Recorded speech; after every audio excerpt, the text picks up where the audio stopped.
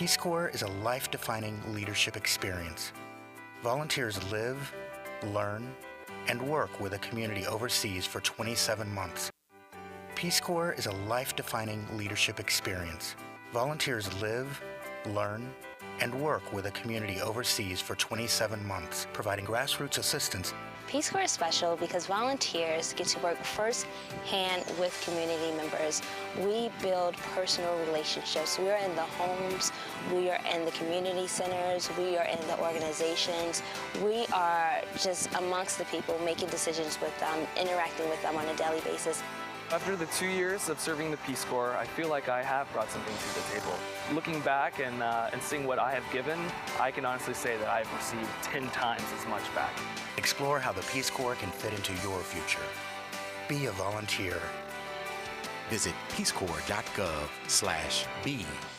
There is a cat overpopulation issue in the Panama City area, and these cats suffer so many hardships and illnesses, it's heartbreaking.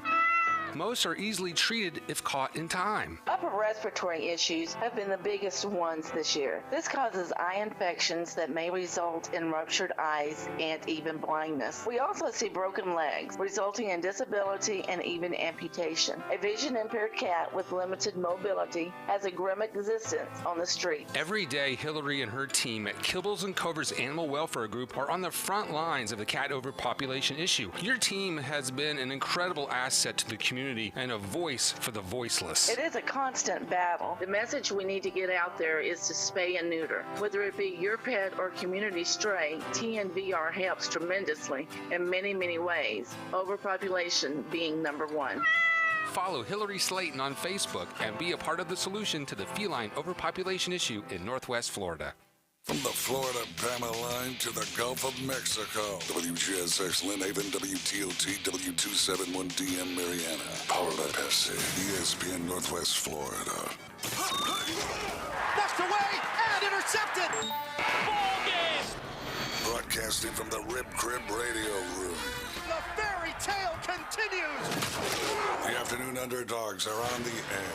And the breakthrough for the U.S. 104.3 ESPN Northwest Florida.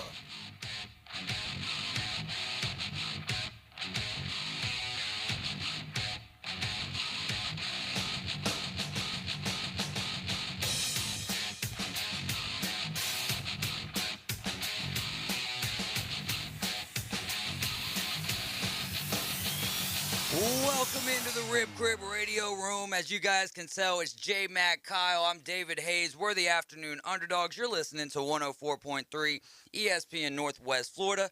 We're looking good today, brother. Yeah, we didn't even plan this. No, not at all. Game 6 tonight. You got Nikita Kucherov, Steven Stamkos in the building today. The biggest guest outside of Valerie Solorio, who's going to be in the next segment with us. Cannot wait to talk to her. She is fantastic. Number 1 ranked in the state of Florida when it comes to wrestling. Number 9 in the nation. She's the Fargo national champion.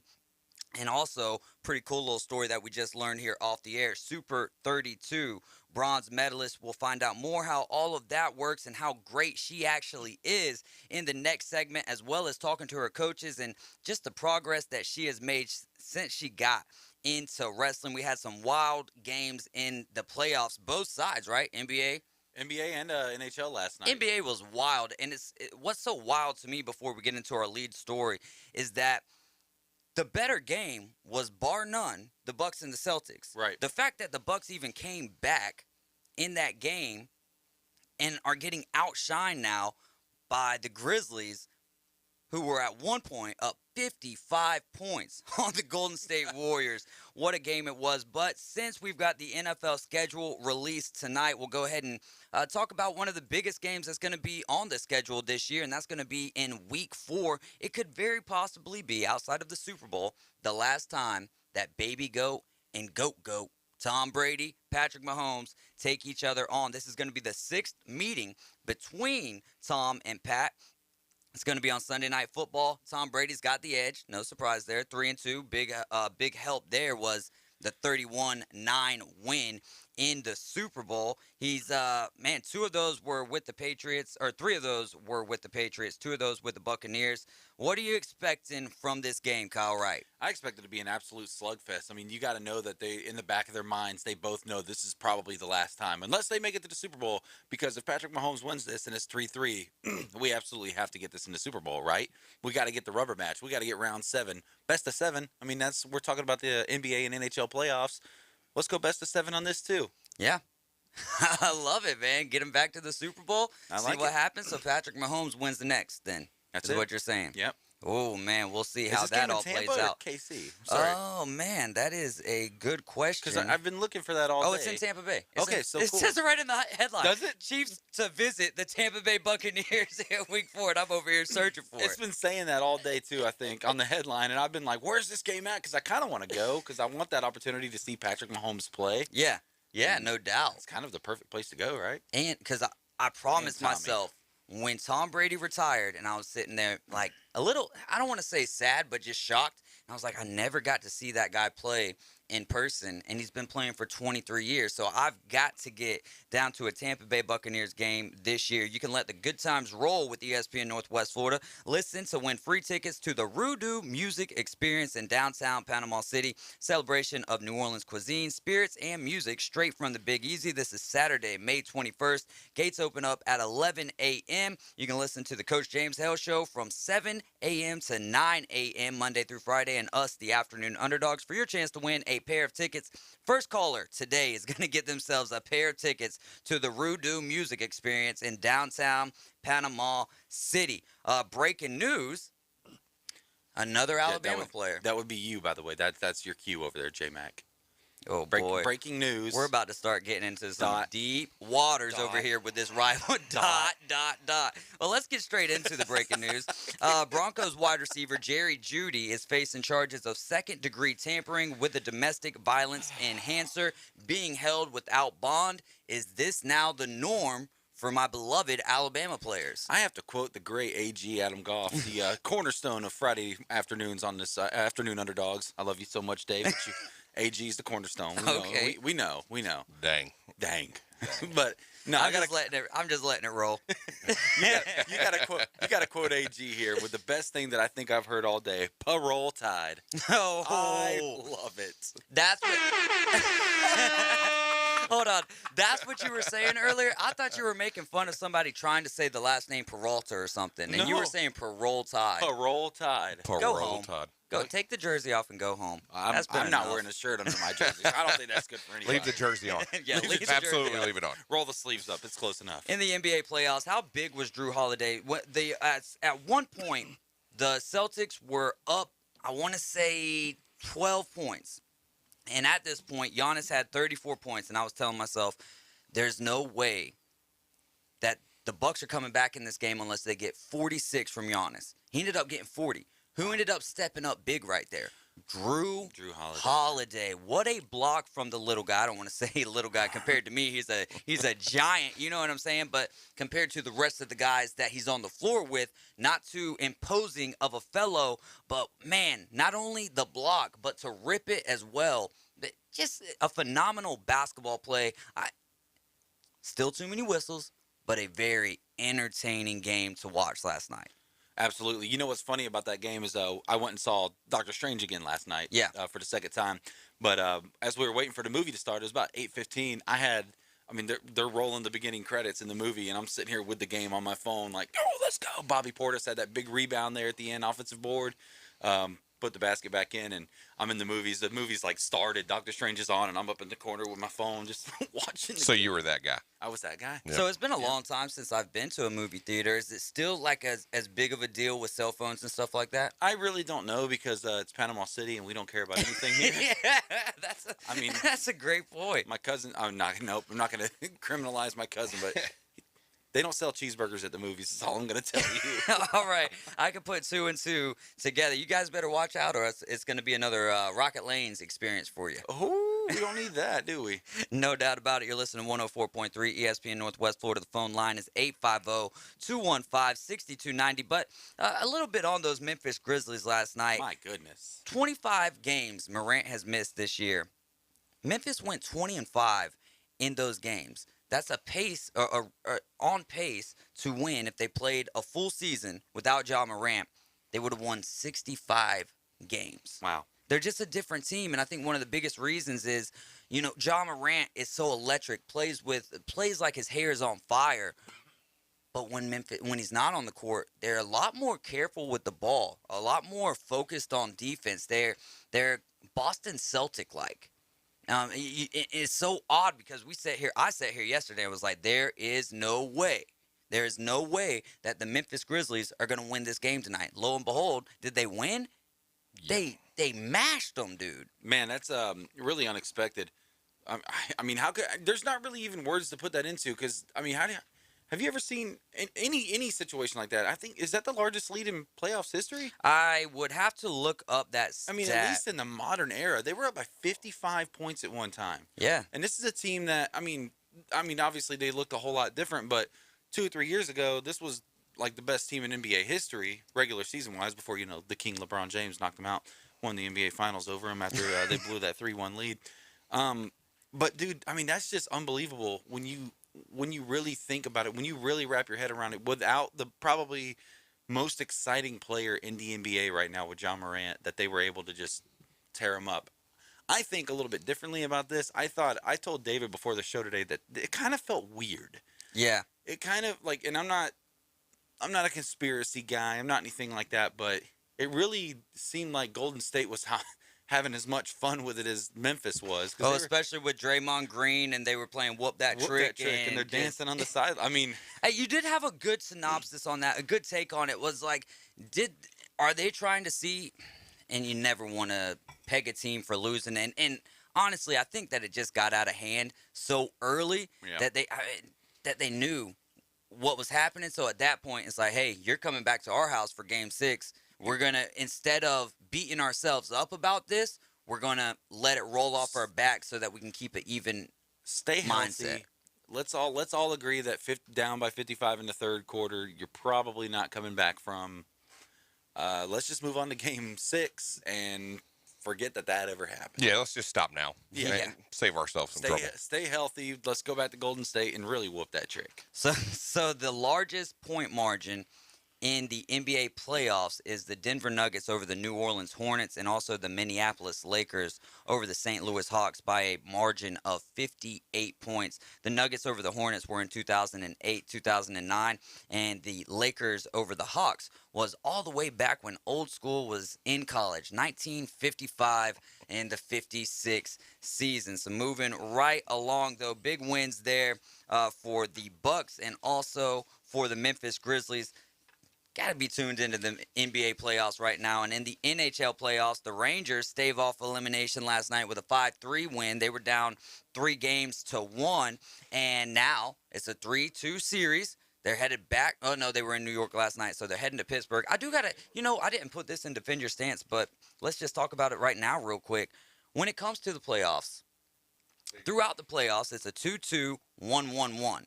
Then they get to the championship, and I'm not entirely sure if they do this in the National Hockey League, but in the NBA, absolutely, the 2-3-2. So I think they stopped that with the NBA now, too. They did stop that? Because I honestly, dude, that is such an advantage for the road team, where all you got to do is sneak out one win at the beginning, and you get 3 games at home after that. We got a caller? Yes. All right, let's get him on the air. Caller number 1, you're on the air. What's going on? Hey, what's up? This is Coach O's. I just want to give you guys some more breaking news. Shakira Edwards from Rutherford, she won the high jump in state today. She just won it about a few minutes ago when your show was coming on. She took first and became the state champion in the girls high jump. Nice. Wow, that is big stuff, Coach Olds. Hey, no problem. You guys do a great job once you guys are here first. All right. That's Coach Olds with the breaking news there. We appreciate that. So looking here, series are played in the 2-2-1-1-1 format. Thanks so much, Coach Olds. Hey, stop by sometime and get you a few pairs of tickets to Rudu. Will do. All right. Thanks so much, Coach Olds. Dude, how about the locals? We're killing it. Like, absolutely. Absolutely. And coming up in just about 3 minutes, we've got Valerie Solorio. What an accomplished wrestler she is, and we'll be talking with her coaches as well. Back to the NHL playoffs, Panthers taking the series lead with a 5-3 win over the Capitals last night. They were down 3-0 in the second period and just climbed their way back in, man. A lot of soul played in that game. And one thing I will say and I haven't watched every single playoff game and I haven't watched every single series, I don't see, and maybe the Flames and the Stars, but I don't see another pair of teams out there that are as physical towards each other as what the Leafs and the Lightning are right now. I mean, honestly, even the blowout matchups, they're so hard hitting. And I mean, I actually had an opportunity the other night, which sucked, by the way. That game was just terrible for us. Which one? Game 6. Okay, yeah. Game 5. Game 5. Game 6 is tonight. Up in yeah. We got to win. Game 5 up there in Toronto. It was such a brutal game for Tampa fans because they started off so hot, 2 goals in 50 seconds. But that's the first time I was able to watch one of these games start to finish because it hasn't really lined up with my work schedule to where I've actually been able to, which sucks because also they're playing on the same night as the Heat every night. Yeah, I know. And I'm kind of more of a basketball fan than I am a hockey fan. I'm still trying to like get into this whole life, but you know, back-to-back Stanley Cups. I'm ready to see an NBA championship from my boys. Like, it's been a while. It's been about 10 years. So, but anyway, I mean, we only got one TV out there, so I've been trying to watching. It's like you got to get both the channels lined up and just hit the switch button. Well, the worst thing is... Or push for your boss to get another TV. Yeah, that's really what we should do. But the worst part about it is all the customers want to watch the NBA games. Yeah. Whereas you want to watch the hockey game. But anyway, that was the first time I actually had an opportunity to sit down and watch the whole game start to finish. Dude, that's brutal. Yeah. I mean, they're checking each other. I love that the refs are kind of letting them play for the most part. A little bit. I would like them to swallow the whistle a little bit more, though. Yeah. I think that would be more beneficial to a good brand of hockey.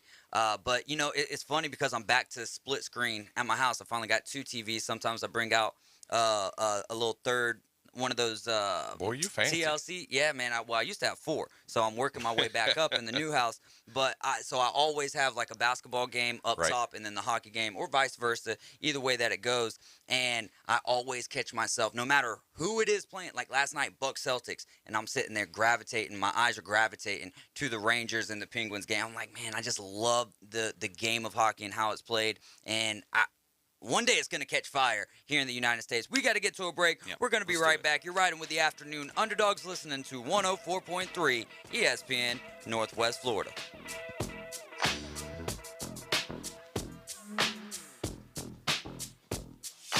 ESPN Northwest Florida. It's the Dan Patrick Show. What if Tom Brady isn't a good broadcaster? I throw that out there. That's one of those, oh, by the way, is Tom going to be good at this? He's going to be doing big games. People are going to expect him to be great. There have been some great football players who weren't great broadcasters. Just because you can do it doesn't mean you can tell us how to do it. Weekday mornings from 9 till 11, 104.3 ESPN Northwest Florida. Weather forecast overnight, mostly clear skies, light northeast winds. Overnight temperatures 62 to 68. Mostly sunny Friday, temperatures hovering around 80 or so.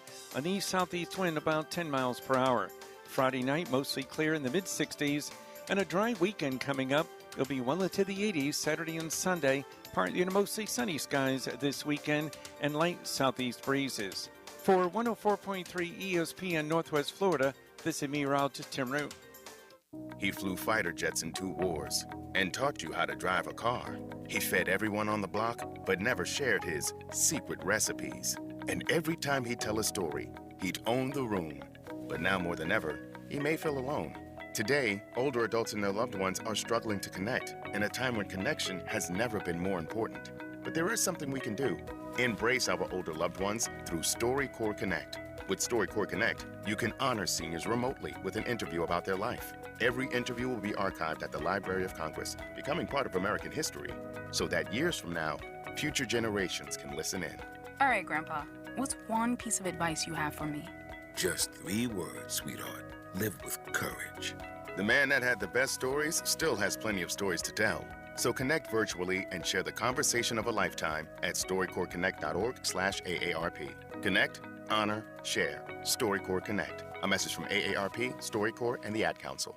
Who might you save? Your mother, your father, your husband, uncle, aunt, son. Learn FAST, F-A-S-T, the sudden signs of a stroke. F, face drooping. A, arm weakness. S, speech difficulty. T, time to call 911. You could save your friend, teacher, boss. So learn FAST, then pass it on, because you never know who might save you. Your wife, your colleague. Spot a stroke fast. Visit strokeassociation.org, brought to you by the American Stroke Association and the Ad Council.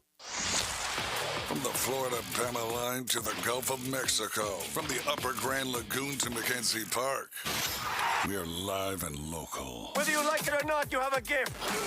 Now back to the Afternoon Underdogs, live from the Rib Crib Radio Room. ESPN Northwest Florida. I got broads in Atlanta. She's at the lean, the family. Credit cards in the sky. We're back inside the Rib Crib Radio Room. We're going to be talking some Mosley wrestling. We also have Coach Wes Lumpkin with us, right? Yes, sir. He's been in here with us before. But the star right now is Valerie Solorio. So, Valerie, tell us a little bit about your season, your accomplishments, and then tell me what was your favorite accomplishment that you've achieved thus far? Well, so far this year, I took third at Super 32. Went on to state at the end of high school season and won that. And then trained and went to World Team Trials and ended up taking silver, making the World Team, and now I'll be headed to Argentina in June, and hopefully in July going back for another Fargo title. So let's go, man. So of those, do you have a favorite?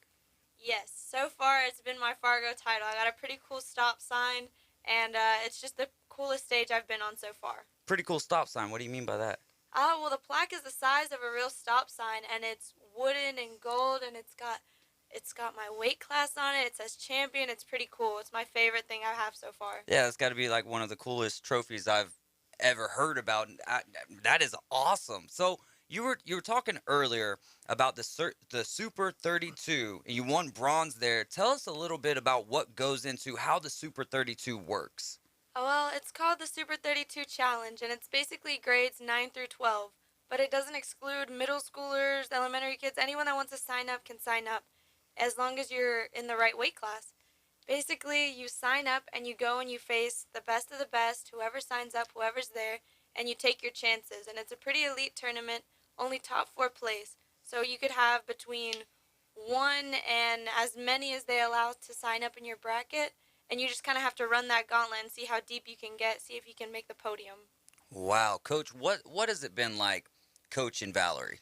Well, I'd like to take all the credit for her, but I can't take any of it. She's awesome. I always tell the kids, own your own stuff. Again, appreciate the people that help you get there, but the titles are all hers. And, it's just awesome to have her out there at such a young age. It's, before I even took the Mosley job, before she even came to Mosley, I heard that she had won Super 32. So I'm texting everybody that I know in the media and said, hey, man, this girl, won Super 32 or won Fargo. And that's just such a big deal. Nobody around here has ever done that, anything close to that. And then, I took the job at Mosley, and then she came to Mosley, and I'm like, oh, that's really good, So in that area, I must be living right. So. There you go. That is Mosley's coach, Jeff Skipper. We also have her club coach in Wes Lumpkin, and he's been on the show with us before with David Mercado, right? And, man, I mean, what's going on? What's in your water that you got going over there at the club? Well, we're just blessed to have a family atmosphere, first off, and I've been grappling for years and years and years. So I have about 20 years of grappling experience. Coach over here is 20-plus coaching, so we have a good network of people that we can rely on. So they kids go to their high school practices, and then they come to the club for extra training.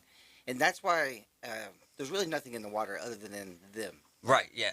So the kids that come and they do the 2-a-days, those are the kids that are excelling. Like I said, they train two hours a day with their high schools. Then they come and they train another hour and a half with me. And it just shows. Like, their extra work just shows. Yeah, man, it's just so impressive because not only are they good at what they do in their craft, but great human beings as well. Very their manners are on point and just very respectful. And she's very personable. She came in here, probably about 3:45, and just from then on, it was just talking wrestling. It was a lot of fun. Don't forget about the Bay County Area Wrestler Awards here. This is May 17th, Tuesday from 6 to 8 p.m. It's award night at Rib Crib Barbecue. That's 532 North Tender Parkway, Panama City, Florida. Let me get your guys' take on this. In the wrestling world, the community, let's say the wrestling community here in the area, is it outside of, like, everyone being at Mosley? Do y'all work with Arnold wrestlers? Or is that more of a club thing? How is the wrestling community? Is it more of a rivalry, like between Mosley and Arnold? Or is it pushing everybody to the top as best they can? Well, the idea is that, it's if everybody around here gets good, then we don't have to travel, 10, 15 hours to get good competition. So, anybody that shows up at club practice, they'll coach them up. And, it's the same thing during the regular season. There's a little more rules that we can't do a lot of that. But, again, if anybody needed my help, it doesn't matter. We've got a really good group of high school coaches around here. And, the stuff that Wes does over there is just really an amazing deal. And, so I think it is a community, and we're really getting that community atmosphere. We used to have that when I first came here 20, 25 years ago. And then for about 10 years, it was just one kind of program. And then now I think it's more of a community aspect. See, actually, I was about to say both of the high schools that I went to, but I went to three. I went to Panama City Christian, Eagles Nest Christian, and Covenant Christian because my mom was a Christian school teacher. So I never was afforded the opportunity to be able to wrestle, and I feel like I missed out on that. Just, you know what I mean? Because it's definitely a discipline-building sport. And a lot of the guys, some of the greatest athletes throughout the world are what? Wrestlers. You know what I mean? So you're only 16, right? So you got a couple more years in high school, but where are you looking to go? Yes, go Mosley. And I'm sure Coach West is excited about that as well. Do you have any preferences for where you want to go to school? I have a few preferences. The biggest thing for me is just being able to go to a good college that wants to give me exposure and put me on the mat as much as possible. I think a few of my major colleges I'd like to go to. University of Iowa opened up a women's program, and it would be like a dream to go there, as well as King University in Bristol, Tennessee, Life University in Georgia, McKendree. There's just a few colleges that just have really great girls programs that have done a lot of recruiting and building, and I would just like to attend any one of those. I love it. I love that you already have like a list already kind of panning out, and as you go as you grow older, as you get closer to your senior year, that list, how long is it going to be, Coach? Oh, yeah. Because she was telling us earlier that it's different in wrestling when it comes to recruiting than it is in football. Can you explain that? Well, there's just the window is a lot more narrow, and there's not nearly as many scholarships. There's not as many with girls wrestling. It's still very, very in its infancy, so there's not nearly as many schools. And even with Division I wrestlers, for the men, there's just so fewer scholarships and things like that. And NCAA always has very rigid rules when you could talk, when you can't. And so, when I reach out to coaches, and I've already reached out to a couple for Valerie, and it was like, and we haven't heard anything back. Well, we can't talk to you right now. But as soon as those days open, I'm sure that she's going to get quite a few calls. All I say is just keep winning, and everything else works out for itself. What's been your favorite part about the group that you have to coach? Oh, well, it's they're all hard workers, and it's so weird for me coaching girls. When I left the sport 4 years ago, my daughter was starting high school, and there was no high school wrestling, so I just followed things with her. When I come back, it's a sanctioned sport, and it's just really amazing. And one of the great things I'll talk about my father, who just recently passed away. We would have these conversations. He says, "So you have girl wrestlers?" And I'm like, "Yeah." And she says, "But they only wrestle other girls." I'm like, "No, they could wrestle boys." And they're like, "But they can't beat them." And I'm like, "Oh yeah, they could beat them." And so and like I said, he just passed away a couple weeks ago. But one of the favorite things that he enjoyed was, Valerie's dad would send me, anytime any clips from her when she was beating up on these boys, or the same thing. Henley's dad would do the same thing, and he would just be like, "Oh," well, I can't tell you exactly what he said, but he just said that their husbands in the future better step very lightly. Amen to that. So, Coach Lumpkin here, if someone's out there listening and they'd like to get involved with the Gulf Coast Grappling Academy, how could they make that happen? Well, very easily, just look us up on Facebook, Gulf Coast Grappling Academy. We have a very nice page. Click on our website. You can visit us. You can call us, email us, and just plan out, stop by. We're in the Lynn Haven shopping center right next to Winn-Dixie. Oh, okay. We practice from 5 to 8 every day. We have we offer jiu-jitsu also, and then high school wrestling or advanced wrestling at 7 p.m. Let's go. Y'all go check out Gulf Coast Grappling Academy. Kyle, you had a question that you wanted to ask Valerie about her wrestling career and perhaps after that. Yeah, so we talked a little bit about this before we went on the air today, but I want to hear it like on the air as well and kind of maybe get a more in-depth answer. We had talked about almost like wrestling almost caps there at the collegiate level, but you got to have your eyes on something maybe beyond college. So do you have your eyes on maybe a mixed martial arts career, or do you have maybe going into the WWE? Because you got a great mouthpiece on you. Is what I'm trying to say here. You got a lot of charisma. Have the personality. Yes, charisma is what I'm trying to say. On point. Well, wrestling is it's my passion. It's something I've loved doing. I started whenever I was 7, and in my heart, I wish I could never stop, but eventually it does cap off. The biggest thing is I want to go to a college and wrestle for a college and do what I love, as well as be able to get a career. That way, if, wrestling doesn't pan out for whatever reason, I can still, go back and say, hey, wrestling got me this far, it got me an education, and now I can work in whatever I want.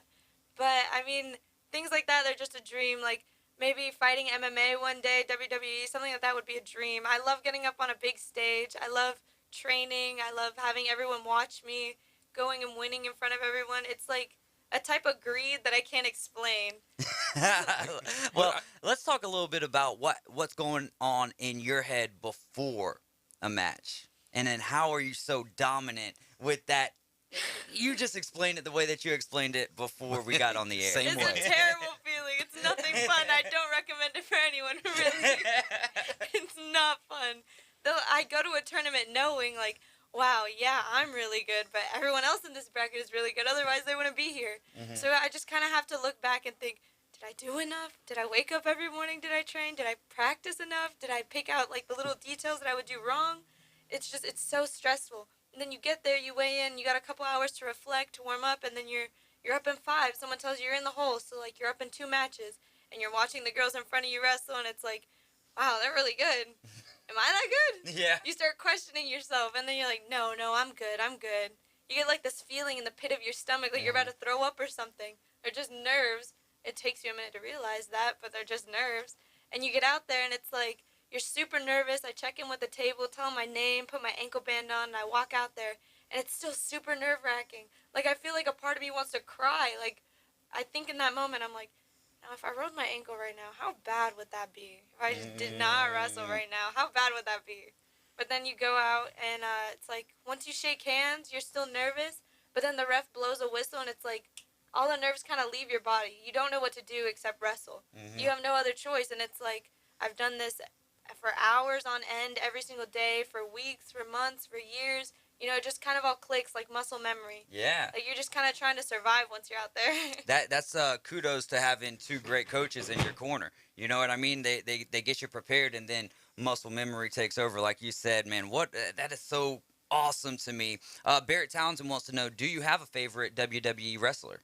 Do I have a favorite WWE wrestler? Well, I never really watched WWE too much, but I do have a little brother, and he watched it a lot. I think my favorite wrestlers were the girls, just because I thought it was so cool. I loved seeing, their hot pink suits. Yeah. I liked them sitting out there and putting on a show, and I was like, wow, that's so cool. I wish I could do that. The Bella Twins, by far, are my favorite. I just loved their personality. I loved how they put on a show. More than, the actual wrestling, I love the show. Women's wrestling's at the top of its game right now. If you ever do get an opportunity to, watch it again, I'm not, it's obviously still wrestling, but women's wrestling is, the best it's ever been. So, that would be a high recommendation. I want to know, what are your focuses on an academic side? If you could, choose your major going in to college. I know you're still 2 years away from college, but, what do you have your mindset How many times on? did you change your major in college? Because I changed mine 3 times. Well, 0. I never changed my major. Do you have any ideas on that? I do. Well, I want to get a realtoring license as soon as possible. You know, like you said, I like talking to people. Hopefully I can convince someone to buy a house. That'd be pretty cool. Like to be able to tell someone, like, yeah, I just talked to these people and I made them buy a house. And if not, and if not, you'll choke them out. It can go either way. You have an advantage there that a lot of other realtors It can go either way. Imagine telling someone that, like, yeah, this house is a pretty good deal, and, you know, if you don't think so... Rear naked choke. I mean, it's your choice at the end of the day, but I think that'd be pretty cool. I also want to get a business, a degree in business, just to have that in my back pocket. Management as well. You know, I'd like to, hopefully whenever I get older, come back to PCB and join Coach West as a coach there. That'd be a really big dream. If not, help expand his club if I decide to train somewhere different, live somewhere different. I'd love to ask him if he'd be okay with, like, opening up a new club in a different location where I'm at and, you know, growing the Gulf Coast Grappling name, because essentially that's where I train every single day. It's a program that I love and I believe in. I trust in it. So being a coach, I think, would be just the greatest thing. You know, I've done this my whole life. It's all I know, really. You are so impressive. It's really mind-blowing that you're not, like, on the precipice of college. You are on the precipice of college, but you know what I mean? Like, wow. It's no way I'd guess 16. Well, no way. For me, it's the goals. You know what I mean? Like, when I was 16 years old, it was professional baseball or bust. You know what I mean? And then so life hits you in the face. You're sitting here as a wrestler, and not only are you number 1 in the state of Florida, number 9 in the entire nation, but you also have other goals that, yes, could work with wrestling, right? But then you have other things as well. So the sky is the limit for you, Valerie. And even Barrett Townsend says, I'm ready to run through a wall right now. She is a true inspiration. I love it. Yeah, I hope Leanne is listening as well. We also had Henley Haynes on the show with us, I believe, when she was actually at North Bay Haven. So Arnold, yeah. Oh, she was at Arnold. Okay, it was Arnold. It was one of the blue schools. Right. Sorry, it's been a little while. But we have a caller? Yes. All right. Who do we got on the air with us? Hey, we got Coach Mike from out at Arnold Swimming. Hey, I'm calling you only for wrestling, though, because we got the young lady there. And I wanted to share with her, one of my friends, he was a Navy EOD guy like myself. His daughter, Kayla Miracle, was seeded first going into this year's Olympics this past summer. And unfortunately, things didn't work out the way she was hoping. But she was ranked number 1 in the world for her weight class. And she started just like you. You know, down as a young kid, worked her way up through high school, went to college, and was in the Olympics last year. So, hey, you never know where it takes you. Hey, thanks so much for that, Coach. I wish you the best. We'll be cheering. All right, thanks. That's the Arnold Swim coach. Thanks so much for listening and for the nice words for Valerie here. Man, we're kind of running out of time in this segment, but so with you going to Argentina, that's with Team USA, right? That you said you want. All right. So, are you going to be? You're training at Colorado for that, right?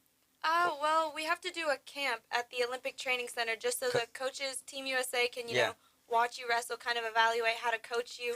Otherwise, they'd kind of take us to Argentina and go in blind. Yeah. Well, I was just wondering, are you excited about, like, being able to go to Colorado Springs and kind of just be there for a little bit and just see what it's like for the Olympic training and stuff? It makes me nervous. I think sometimes I forget how far I can go in this sport and, like, the things that I do. Like, to me, it's like, oh, that's a national title. I can get that. If I work hard enough, I can get that. But to most people, that'd be like, wow, that's pretty impossible. But I don't like to think that things are impossible. I like to think, well, if I want it bad enough, and if I act like I want it bad enough and train like I want it bad enough, it can happen. So, I mean, going to the Olympic Training Center to train, even if it is just to do a world team camp, it would have sounded to me impossible a few years ago. But then, you know, you change your mindset a little bit, and it's like, yeah, I'm there. Yeah, I can do that. Why wouldn't I be able to do that? Yeah. Like, what's stopping me from doing that? That's awesome.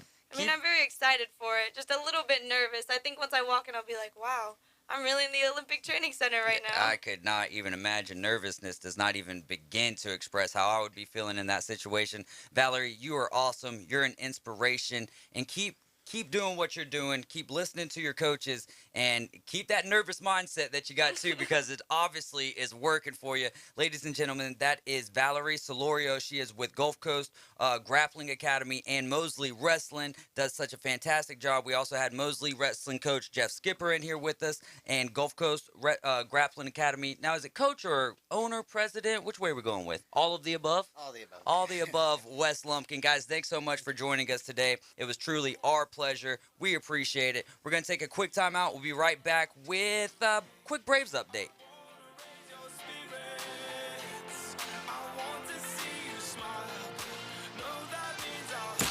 Weather in Northwest Florida can change on a dime. Gale force winds bombarded with heavy rain. That's why 104.3 ESPN Northwest Florida has the most up-to-date forecast on the Gulf Coast. Hi, this is staff meteorologist Tim Root with over 40 years of experience. I know just how fast we can go from sun and fun to a serious situation. For the most accurate and detailed weather when it matters, rely on 104.3 ESPN Northwest Florida. Hi folks, it's Tracy with Tracy's Fine Jewelry. Did you know that we have a master jeweler right here in the store? That's right, he has over 30 years experience in the art of repairing jewelry. Most repairs are done within 2 business days, so don't send your jewelry off for 6 weeks. Bring it to us at Tracy's Fine Jewelry. We size rings and solder chains. We can reset your diamond into new settings and even custom design. You'll get your jewelry back quickly and looking as good as new. Tracy's Fine Jewelry, Bay County's trusted jeweler for over 45 years. Los Rancheros has been doing it right for 20 years. Los Rancheros brings a top-shelf dining experience to you with the opening of their beautiful new building. Watch all college and pro games on Los Rancheros' 14 large-screen TVs, with great drink specials daily from 2 to 5, and during all the games. Los Rancheros, the place for live sports and great food on 23rd Street between Jenks and Harrison. During pregnancy, your baby communicates with you and your healthcare team in many ways. Electronic fetal monitoring, EFM, is used throughout prenatal care and during labor to monitor your baby. While you can simply talk to your healthcare team, electronic fetal monitoring is the voice of your baby. Healthcare professionals who are nationally certified in electronic fetal monitoring understand what your baby communicates and use their specialty knowledge to assess the fetal condition, especially during labor. They work effectively as a team, using a systematic approach to identify and manage clinical situations, caring for 2 patients at one time. Your baby communicates, and your certified EFM healthcare team understands, because they all speak the same language. EFM certified. Just ask. Live from the Rib Crib Studio. The mission. Your mission, should you decide to accept it. Save the panhandle from boring cookie-cutter radio. Now back to the Afternoon Underdogs. The state will self-destruct in 5 seconds. 104.3 ESPN Northwest Florida. Bay Handyman Services. Listen better. Plan better. Build better. You can reach them at 850-753-5014. They have 24/7 emergency services. You can reach them on their website, bayhandymanservices.com. They still hold a 5-star rating. Anything from hanging pictures to a full house remodel. Dude, that was awesome. Valerie Solorio, y'all. If she's not on your radar yet, you're missing out. What a fantastic young lady that was. I love the coaches as well.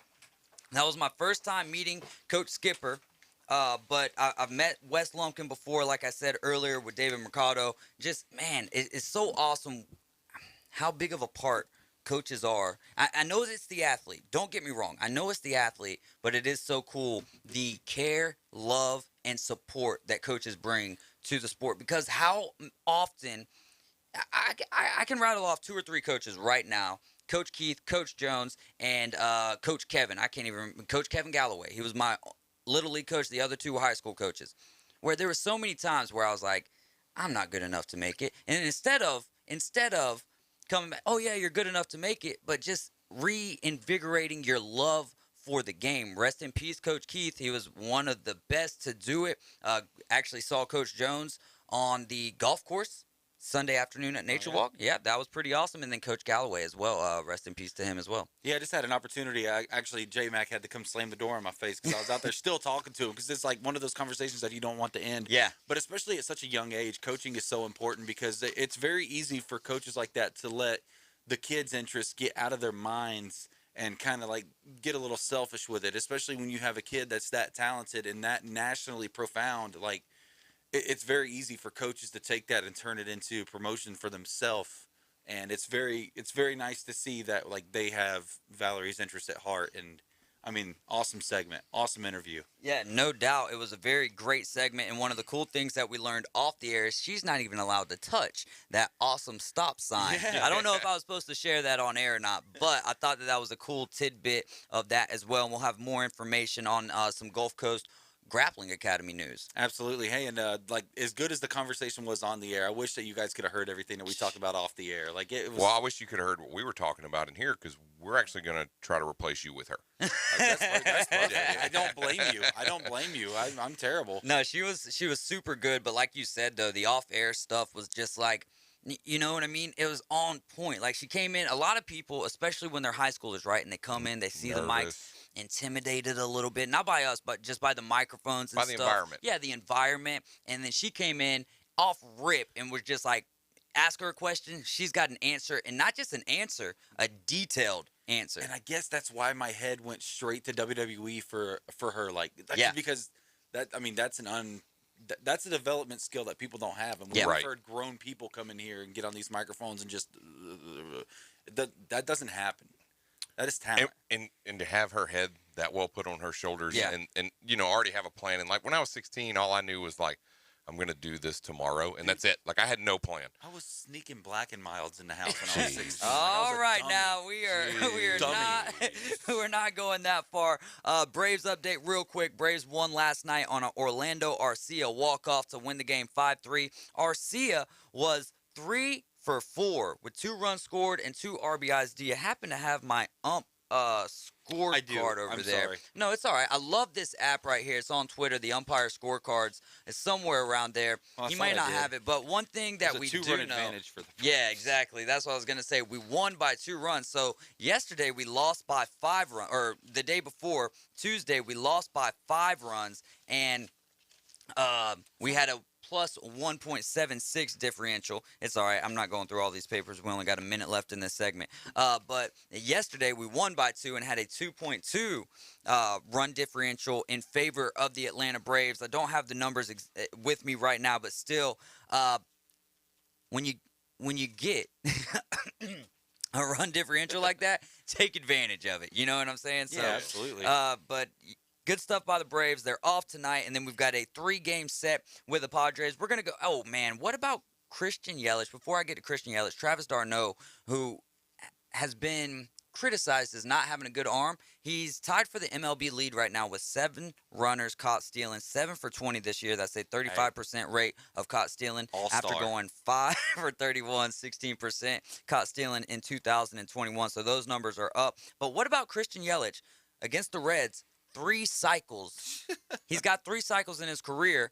3 cycles, all against the Reds. The first time any player has ever totaled 3 against one team in his entire career. But the Reds are looking better, right? 5 wins since the last time we saw you. Yeah. Now 7-24. Yeah, we're 7-24 now. We've won 2 series in a row. Most recently, that's right.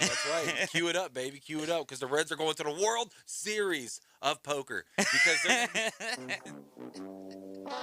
that's perfect. I like All right, we're going to our break, man. You're listening to the Afternoon Underdogs. It's Kyle, J-Mac. I'm David Hayes. We'll be right back with Defend Your Stance.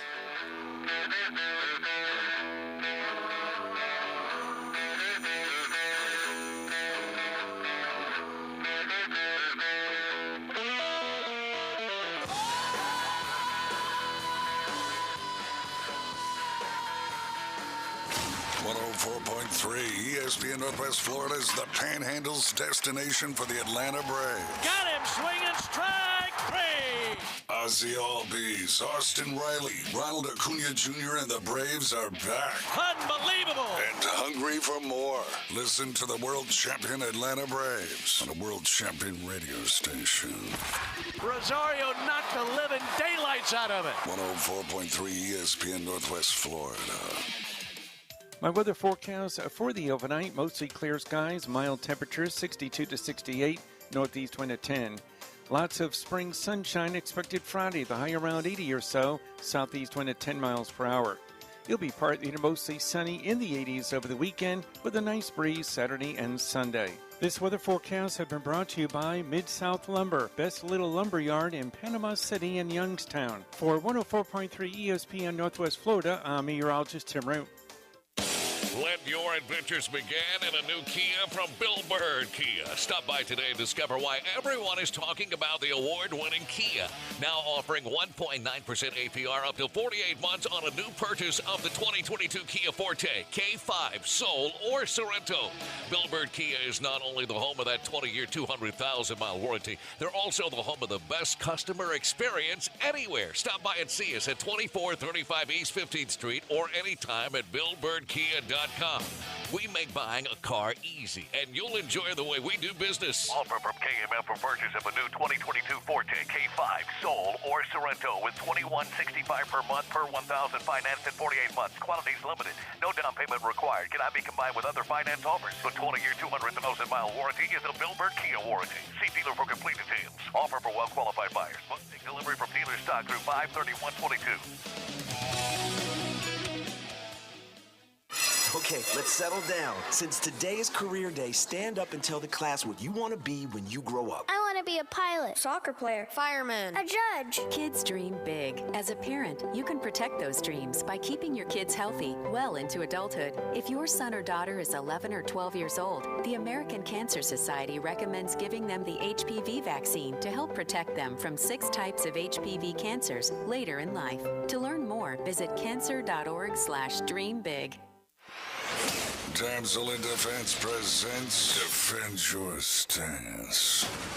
Got an opinion? Time to defend it. It's the Afternoon Underdogs on 104.3 ESPN Northwest Florida. This is Defend Your Stance. Is brought to you by Emerald Coast Damsel Independent Damsel Pro 4. Damsel in Defense. June 4th and the 5th, they will be at the fairgrounds of Bay County. Can't wait for it. I was waiting. Pity the fool who doesn't use our tool. I even have it highlighted in yellow for you, but it doesn't say your name after it. Oh. There it is. Kyle. Yes, sir. Dak or Aaron Rodgers is under more pressure to win the Super Bowl. You're listening to 104.3 ESPN Northwest Florida. Oh, man, that's a tough question going in because I haven't looked at these, so I haven't really had time to prepare an answer. But I'm going to tell you right now. I've only been here for 2 hours. It's got to be Dak Prescott. It's got to be. I mean, Aaron Rodgers has already won one. He's won a 4-time MVP, I believe, now. I mean, obviously, there's pressure there for every quarterback in the NFL to win a Super Bowl. But out of the two, man, I mean, Dak Prescott, you're making $40 million. You got the easiest schedule in the NFL. Dallas fans have been hungry for one since 1996, which I believe was their last Super Bowl championship. I mean, I would hope to see Aaron Rodgers win one before Dak Prescott because nobody wants to see the Cowboys win the Super Bowl. You know, like, I'm not as big of a Cowboys hater as everyone else. Like, maybe it's a soft spot from my younger days when they were playing so much. You know what I mean? I don't hate the Cowboys. I love to jump on the bandwagon of hating the Cowboys when they're doing bad, and I don't jump on the bandwagon of the Cowboys when they're doing good. You know what I mean? But it's still one of those things. Like, it's like you always bring up Florida State when they're doing good in college football. College football is just at a better level. When we have more teams, like, it's not just Florida State. It's Florida, Florida State, Michigan, even Auburn. Alabama. Auburn. Yeah. The list goes on and on, but when you have more teams in contention, it's just a better product on the field.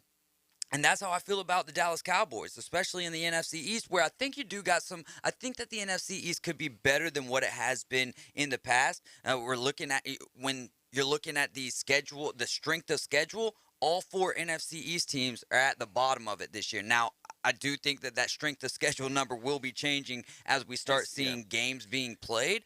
But to get back to the original question, for me, I'm with you, though. It is Dak. Aaron Rodgers does have one. Aaron Rodgers lost his number one receiver. Dak still got his true number one receiver. He only lost Amari Cooper and Cedric Wilson. Pieces to the puzzle, but replaceable pieces to the puzzle. So for me, it's definitely Dak Prescott here.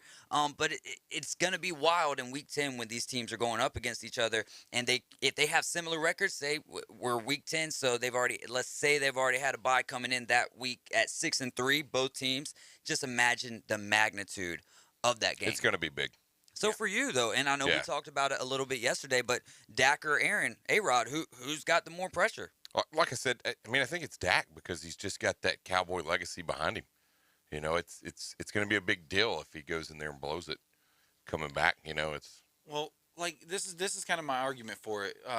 Packers fans are going to get no love from the Cowboys fans, right? That's what I'm saying. Like if you don't start, especially now that you got that contract you were asking for, you don't start putting that in the wins on the field, especially being in the like weakest division in the NFC at least. The AFC South is definitely. Oh, it's not. I don't think it's close at all. I don't think that I think the AFC South is by far the weakest division in the NFL. The AFC South could be the weakest division. Yeah, because I think that the Commanders have made moves to put them in a position to at least compete for the division, whereas the Texans, maybe the Jaguars, maybe we could see a spark with an Urban Meyerless team and Trevor Lawrence year 2. Doug Peterson, what he did with Carson Wentz, if he can make those same type of strides with the guy who seems like he's more durable and Trevor Lawrence, and then now he's also got Travis Etienne over there. They've made some moves on the defense. They've got Trayvon Walker now. Who knows? So, if you do see the Jaguars take another step, the AFC South could get a little bit stronger. But I do like what I've seen out of every team outside of the New York Giants to this point in the NFC East. Yeah, the Eagles are definitely, outside of not addressing the running back position, which for the Cowboys, right? Well, no, I'm saying for the Eagles, but for the Cowboys, you could almost say the same thing. Tony Pollard though kind of looks like he might be becoming the RB1 of the future out there. I don't know how. I don't see a lot coming from Zeke this year again. No, I don't. But is Tony Pollard the answer? No, absolutely not. But another team, Washington, kind of did the most addressing their biggest needs. Bringing in Carson Wentz. They still got Taylor Heineke. And I think they drafted Sam Howell as well. Yeah, then they drafted Sam Howell out of UNC. So they know they needed a quarterback. So now they got 3 guys that I really think are going to be battling for that QB1 spot going into Week 1. So Washington could be tough, man. But that division's getting a little bit better. I still think, unfortunately, it's definitely the.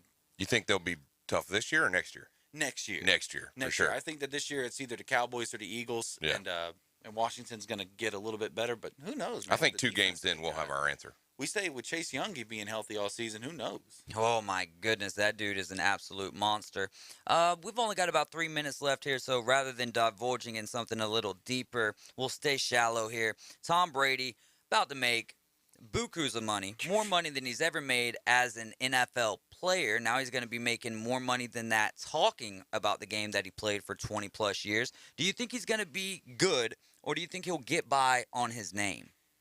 Golly, man. That's tough because Tom Brady in his interviews, he's always been a little awkward to me.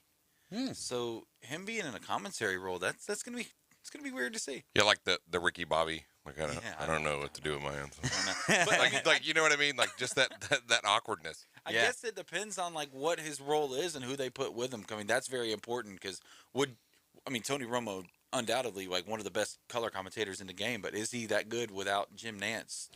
I heard. Oh, that's having someone be able to lob it up to you and you be able to knock it out the park.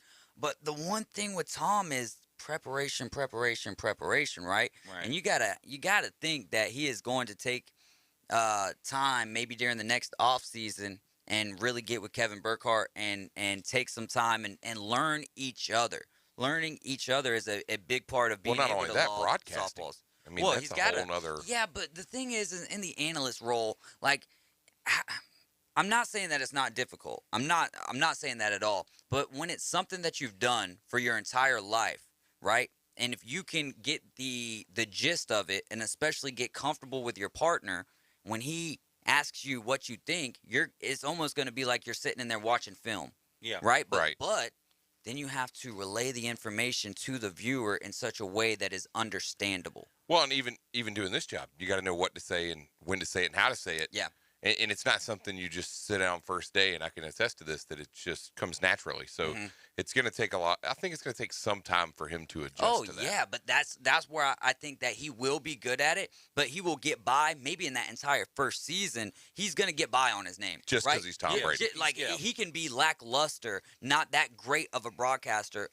But here's the thing. With Tom Brady, we're talking about a guy who will continuously get better if it's something that he loves to do. If he doesn't love doing it, he might be paying Fox back some money. I don't know how that would work. Well, for that amount of money, I think I'd love it no matter what. Yeah, really. But I assume he's going to be taking the primetime role, which is he is. He's lead analyst. Buck, right? So I mean, that's going to be big shoes to fill. They ain't paying you $37.5 million to not come in and knock it out the park, bro. And he's making more. Put him with Gus. Than Aikman. Oh, that would be good. But he's going to be. That's already. As long as Kevin Burkhardt is the lead play-by-play. He's going to be with Burkhardt, but he's making more than Romo and Aikman combined. Or not, Romo, Aikman, maybe even throw in the numbers with Joe Buck, and it might be close. We got to get to a break. It's that time, man. We're going to get into some NFL win totals, over or under. We got a list here. They don't have a number for the Browns, so we're going to have to make one up for that. And then after that, it's the Real Fishing Report with Sam Braddock. Y'all stick with us.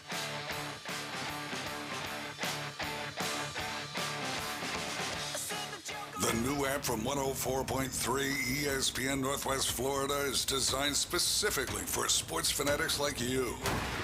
The sports content you demand is always on. Live stream our national and local sports talk anywhere you go. Reach us on all social media. You can also be a part of the show. Call and text into our studios. Plus, up-to-the-minute weather and traffic maps. The new app from 104.3 ESPN Northwest Florida is available at the Apple Store and Google Play. We paid how much for those lessons? Shh. She's doing great. Oh, yeah, totally. Can you pass me a Pepsi Zero Sugar? Great job, honey! Oh, look at that. That's not the end. No way. Now it's time for the encore. You know what? You're right. 5 times? Not enough times. For everyone who traded in rock concerts for their kids' recitals, you've compromised enough. Pepsi Zero Sugar. That's what I like. Here is your ice-cold Pepsi Zero Sugar, sir. Oh, thanks. Wanna watch the game? Ooh, little sports ball on a Sunday afternoon. Don't mind if I do. Hey, did we win? It sounds like we won. It's still the first quarter. I must be lucky. People say that about me. Tough break on that free throw there. Shouldn't be doing that. Dude, we're watching football. Come on. For everyone who spent the entire game explaining the entire game, you've compromised enough. Pepsi Zero Sugar. That's what I like. Hi, I'm Tracy, your diamond girl at Tracy's Fine Jewelry. Shopping for the perfect diamond can be difficult, but that's why I've trained my staff to be helpful and to offer you a stress-free diamond experience. Pick your sparkle and use our easy layaway plan. Every woman deserves an exquisite diamond from your diamond girl at Tracy's Fine Jewelry. We don't work on commissions. We work for smiles and I-dos. So if you're tired of high-pressure salespeople, stop by and see us today at Tracy's Fine Jewelry. Ben and Deb Collins, owners of Bay Guns and Gear, have been in business since 2010, offering new firearms and accessories with a huge selection available for your hunting needs and personal defense. Turn to Bay Guns and Gear. They have the weapon for you. Discount pricing. And if you can't find what you're looking for, they'll special order it for you. Bay Guns and Gear, across from Grease Pro at 3115 Highway 77. Visit their website, baygunsandgear.com. Atlanta Braves play here. WGSX Lynn Haven, WTOT, W271DM Mariana. Powered by Pepsi. ESPN Northwest Florida. Live from the Rib Crib Studio. Doing what other stations can't. The Afternoon Underdogs is live and local. 850-215-6290. Always be sure to listen for the dial tone. 104.3 ESPN Northwest Florida. I feel good. I Bay Handyman Services. You got to listen better.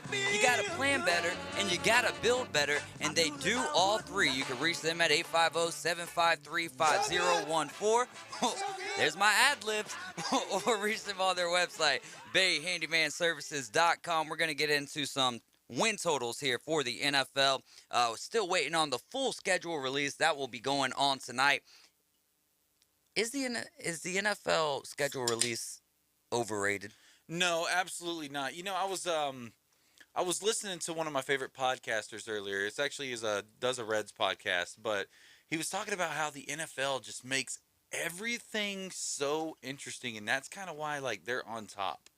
Like, cause we're sitting here like we're doing a whole segment on schedule release, and we're excited about this. Yeah, it's a schedule release, and we're sitting like they making an event. Well, it would be a lot better if the schedule was actually released. Then your show tomorrow is going to be a lot better. But I mean, we're like getting hyped up here without knowing like when and where these teams are. We know when and we know where, but we don't know when these teams are going to be playing because when plays a major factor on. It really does. Like how you look at it. You're right. So if the Dolphins are in Green Bay in September or December, that's a totally different game, right? Yeah. Well, I think so if you go to FBS schedules or fbschedules.com, I've already seen the majority of the Tennessee Titans schedule, or actually all of it. I know we're playing the NFC East this year, and I know we're playing the Packers in our other NFC game because, you know, the 17th game pitch you up against. If you finish.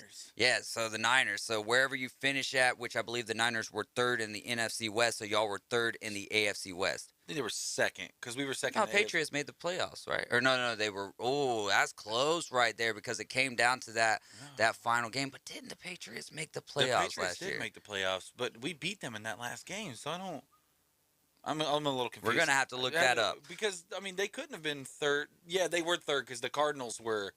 Yeah, Cardinals. Yeah, so because that's how it goes. You play whatever division it is that year. Whatever, if you're first place, you're going to play first place. Like Green Bay was first place in the NFC North.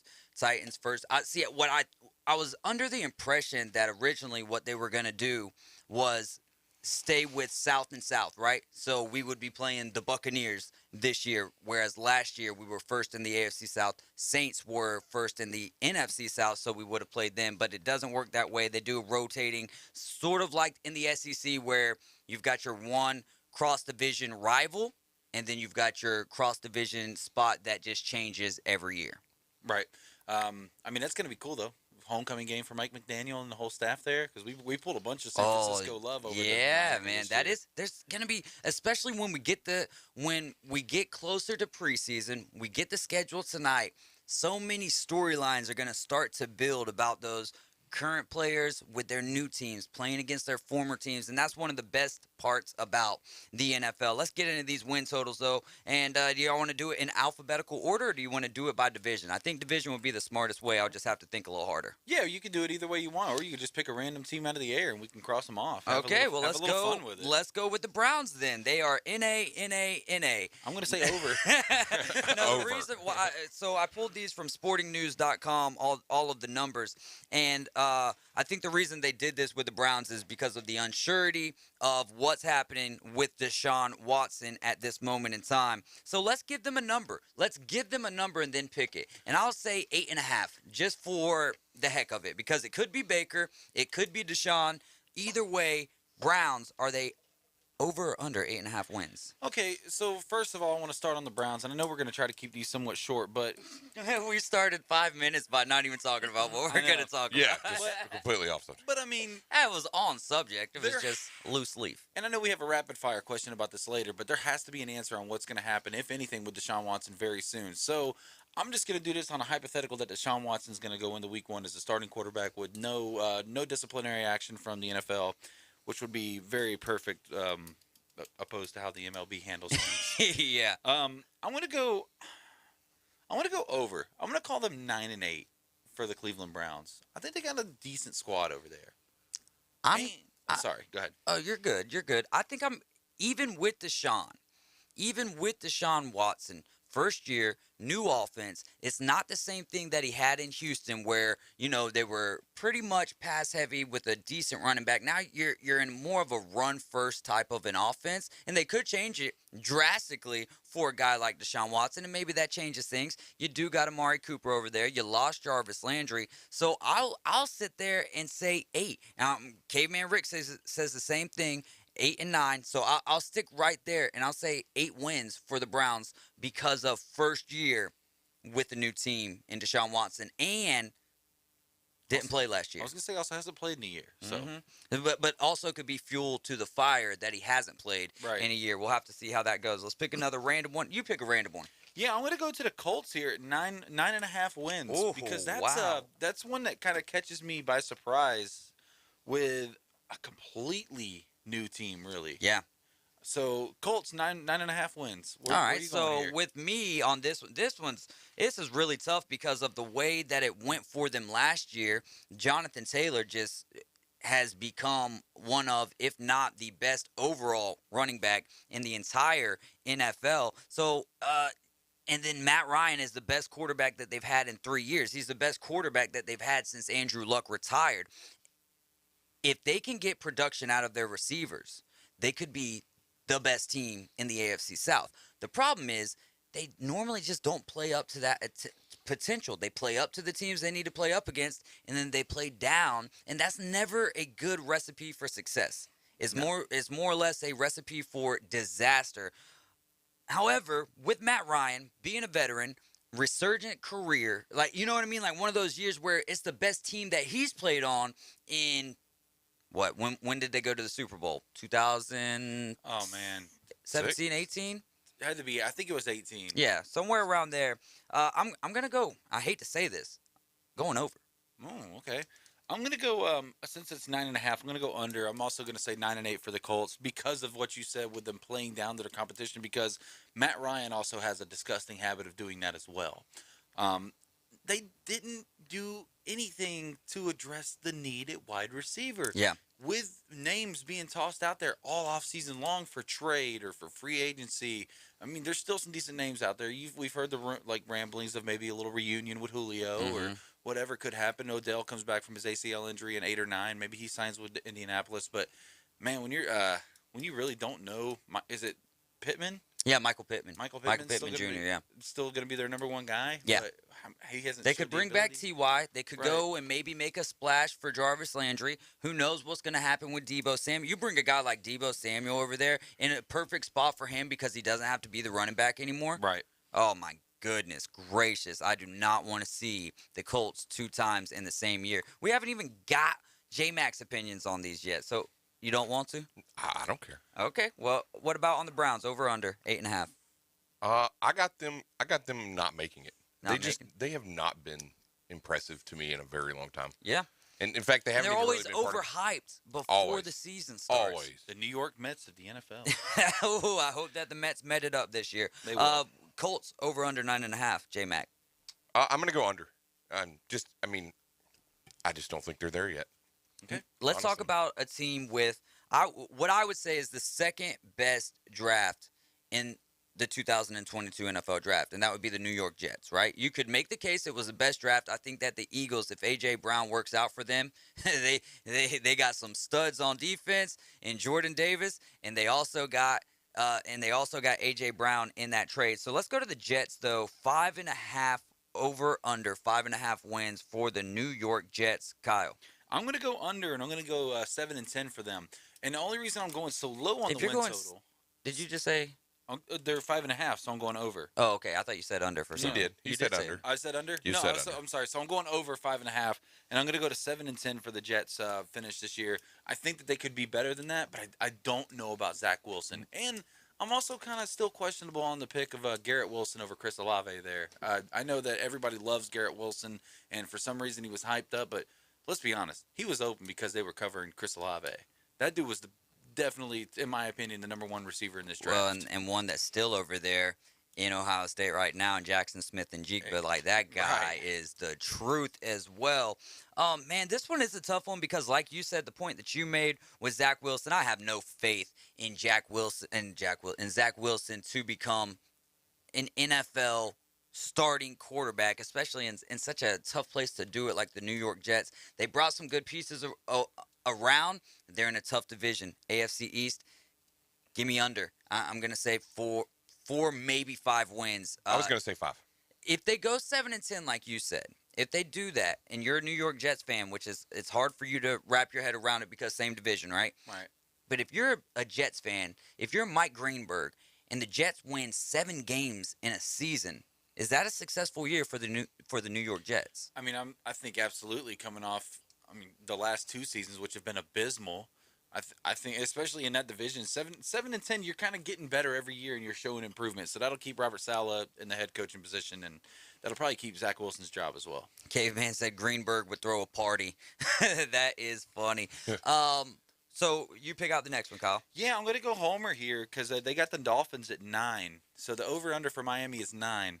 So if it's not over, unless Tua gets hurt, this is Tua's last year as the starting quarterback for the Miami Dolphins. If it's not over, the keys are there. Now, if you're getting into if it's tough divisional games and the defense is giving it up, if the defense is giving it up, I feel like he has a little bit more leash to play with there. Yeah, a little more leverage. Yeah, but if it's him directly not winning games for the Miami Dolphins with all of those flashy pieces over there, Mike McDaniels is going to move on and either draft in this heavy draft class, depending on where they're at, right? Or they'll make a trade for somebody, possibly bring over Jimmy G, or if he did have any love for Trey Lance, maybe you see Trey Lance move over to Miami. I'm going to say over because they got to do it this year. But again, talking about the AFC East, another tough division to week in, week out. That's 6 games. You know what I mean? Where 2 of them, well, I guess it's only really 4 tough games. Bills, Patriots, and then the Jets. You overlook them, they might cook you. I'm going to say over. I'm going to take the Dolphins at 11-6 this year. This is a team that's had 2 winning seasons in a row for the first time since the early 2000s. And that's without addressing the biggest need, which is at the running back position, which they definitely did this offseason, bringing in Raheem Mostert, Chase Edmonds, and most recently Sony Michel. Yeah, that was a great pickup. By the way, is wearing Ricky Williams number 34, so you better fill them shoes, buddy. But maybe not the Laramie Tunzel off the shoes. Off the field. But that was good. But bottom half, I think we're in the bottom. We have one of the easiest schedules. We're down near the bottom of strength of schedule. I think we're at like 486, which is well below the league average. So you got the opportunity to do it. You're playing a third place schedule after back-to-back winning So seasons. I'm gonna say no. I'm gonna say no, and I'm gonna think Tua is gonna be to blame. If he is, Baker Mayfield. I mean, honestly, if you have the opportunity, I gotta laugh at Baker Mayfield. He's got a better arm than Tua. Oh my gosh, yeah, come on, man. But listen, you're gonna have to make an immediate result. You're gonna have to go get somebody who can immediately come in and take that job. Well, yeah, but there's going to be other names. You do got Teddy Bridgewater over there, Teddy Two Gloves, yeah. But there's also going to be other guys out there. Now, if it's a failure this year, reach back out to Ryan Fitzpatrick. Where are you at, buddy? Yeah, come on back. All right, so we're fixing to run out of time. Yeah. Right, so we'll blast through these next couple. Okay, yeah, let's do it. Yeah. Let's do it. So Bears 6.5. Bear, golly, I'm gonna go under. I don't trust Justin Fields. 5-11. 6.5. Under. 5-12. Bengals 10. I'm going to push for the Bengals. 10 sounds like a good win total for them. They didn't do enough. I've got a $30 bet with Adam Goff that they're not making the playoffs this year. I don't think so either. That my honest opinion, they'll be over that as long as no injuries to Jamar Chase, offensive line, or Joe Burrow. But for the sake of my money, I'm going under. Give me my money. Bills 11.5, Kyle. Over. 14-3, best record in the NFL this year. Yep. Ooh. Sucks. Wow. Just okay. sucks so 11.5. Give me 13 wins, so I'll go over. Okay, over. I'm going to go over as well. Broncos 10. Under.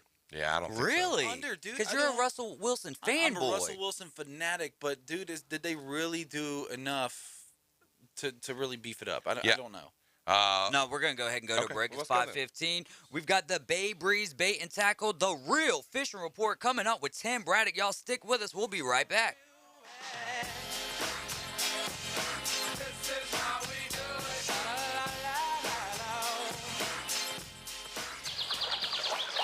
104.3 ESPN Northwest Florida has the real local fishing report. This is Tim from Bay Breeze Bait and Tackle. Join me every Thursday afternoon at 5:15 during the Afternoon Underdogs and Friday mornings during the 6 a.m. hour. It's accurate, concise content from local anglers right here on 104.3 ESPN, Northwest Florida. Weather forecast overnight, mostly clear skies, light northeast winds. Overnight temperatures 62 to 68. Mostly sunny Friday, temperatures hovering around 80 or so. An east-southeast wind about 10 miles per hour. Friday night, mostly clear in the mid-60s. And a dry weekend coming up. It'll be well into the 80s Saturday and Sunday. Partly to mostly sunny skies this weekend and light southeast breezes. For 104.3 ESPN Northwest Florida, this is meteorologist Tim Root. Did you know that fees associated with real estate closings are virtually the same from one title company to the next? So what sets South Oak Title apart? Effective communication, customer service, expertise, and technology. If you're buying or selling real estate, refinancing a residential or commercial property, tell your realtor you want to close with South Oak Title. South Oak Title, with locations across the Southeast, including Panama City Beach, Inlet Beach, Destin, and Fort Walton Beach. Visit them online at southoaktitle.com. Technology moves at the speed of innovation, and today, that's lightning fast. So when you get your hands on the latest tech, don't forget to do the right thing with your old devices. Recycle them. The Consumer Technology Association and its members are making recycling your old tech device as easy as purchasing new ones. Just go to greenergadgets.org, type in your zip code, and you'll instantly find the responsible recycling location closest to your home. You'll also find lots of tips to simplify your recycling, like asking the store where you buy your new TV if they'll haul away your old one. Television sets, video game consoles, smartphones, tablets, they're all recyclable. Don't let them clog up your local landfill. Just visit greenergadgets.org. You're sharp enough to get the latest tech tools into your home. Now be responsible enough to get your old devices to the recycler. That's greenergadgets.org. From Mariana to Panama City, from Southport to Laguna Beach, this is the Panhandle's home for live and local sports coverage. Now back to the Afternoon Underdogs, live from the Rib Crib Radio Room. ESPN Northwest Florida.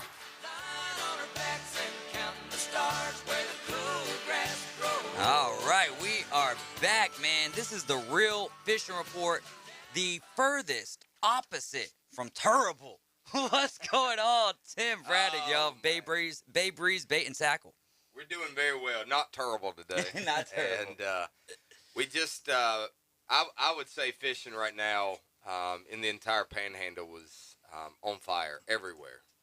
And it doesn't matter if the guys are surf fishing, if they're fishing from the piers, if they're fishing offshore. I mean, it's been a very, very good week. I've had at least 100-plus conversations centered around fishing. I've probably talked to 30 guides this week, and every one of them, from fly fishing to surf fishing to guys running offshore 100 miles, and it's been great everywhere.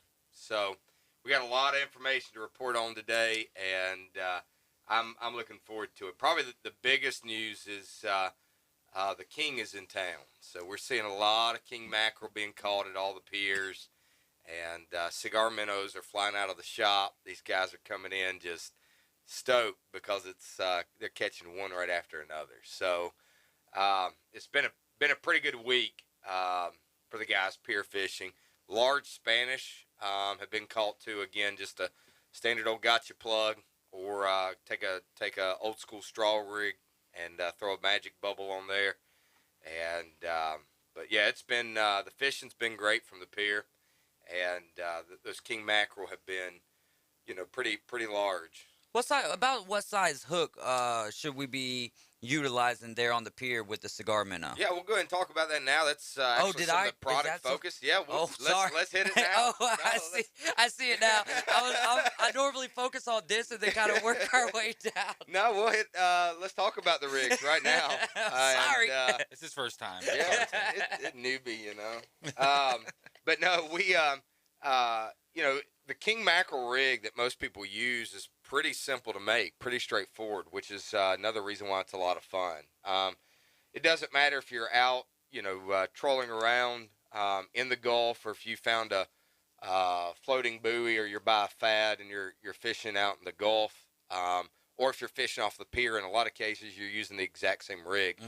And it's just a standard flatline rig, and we take like a number 2 or number 4 treble hook, and we tie an 18-inch leader.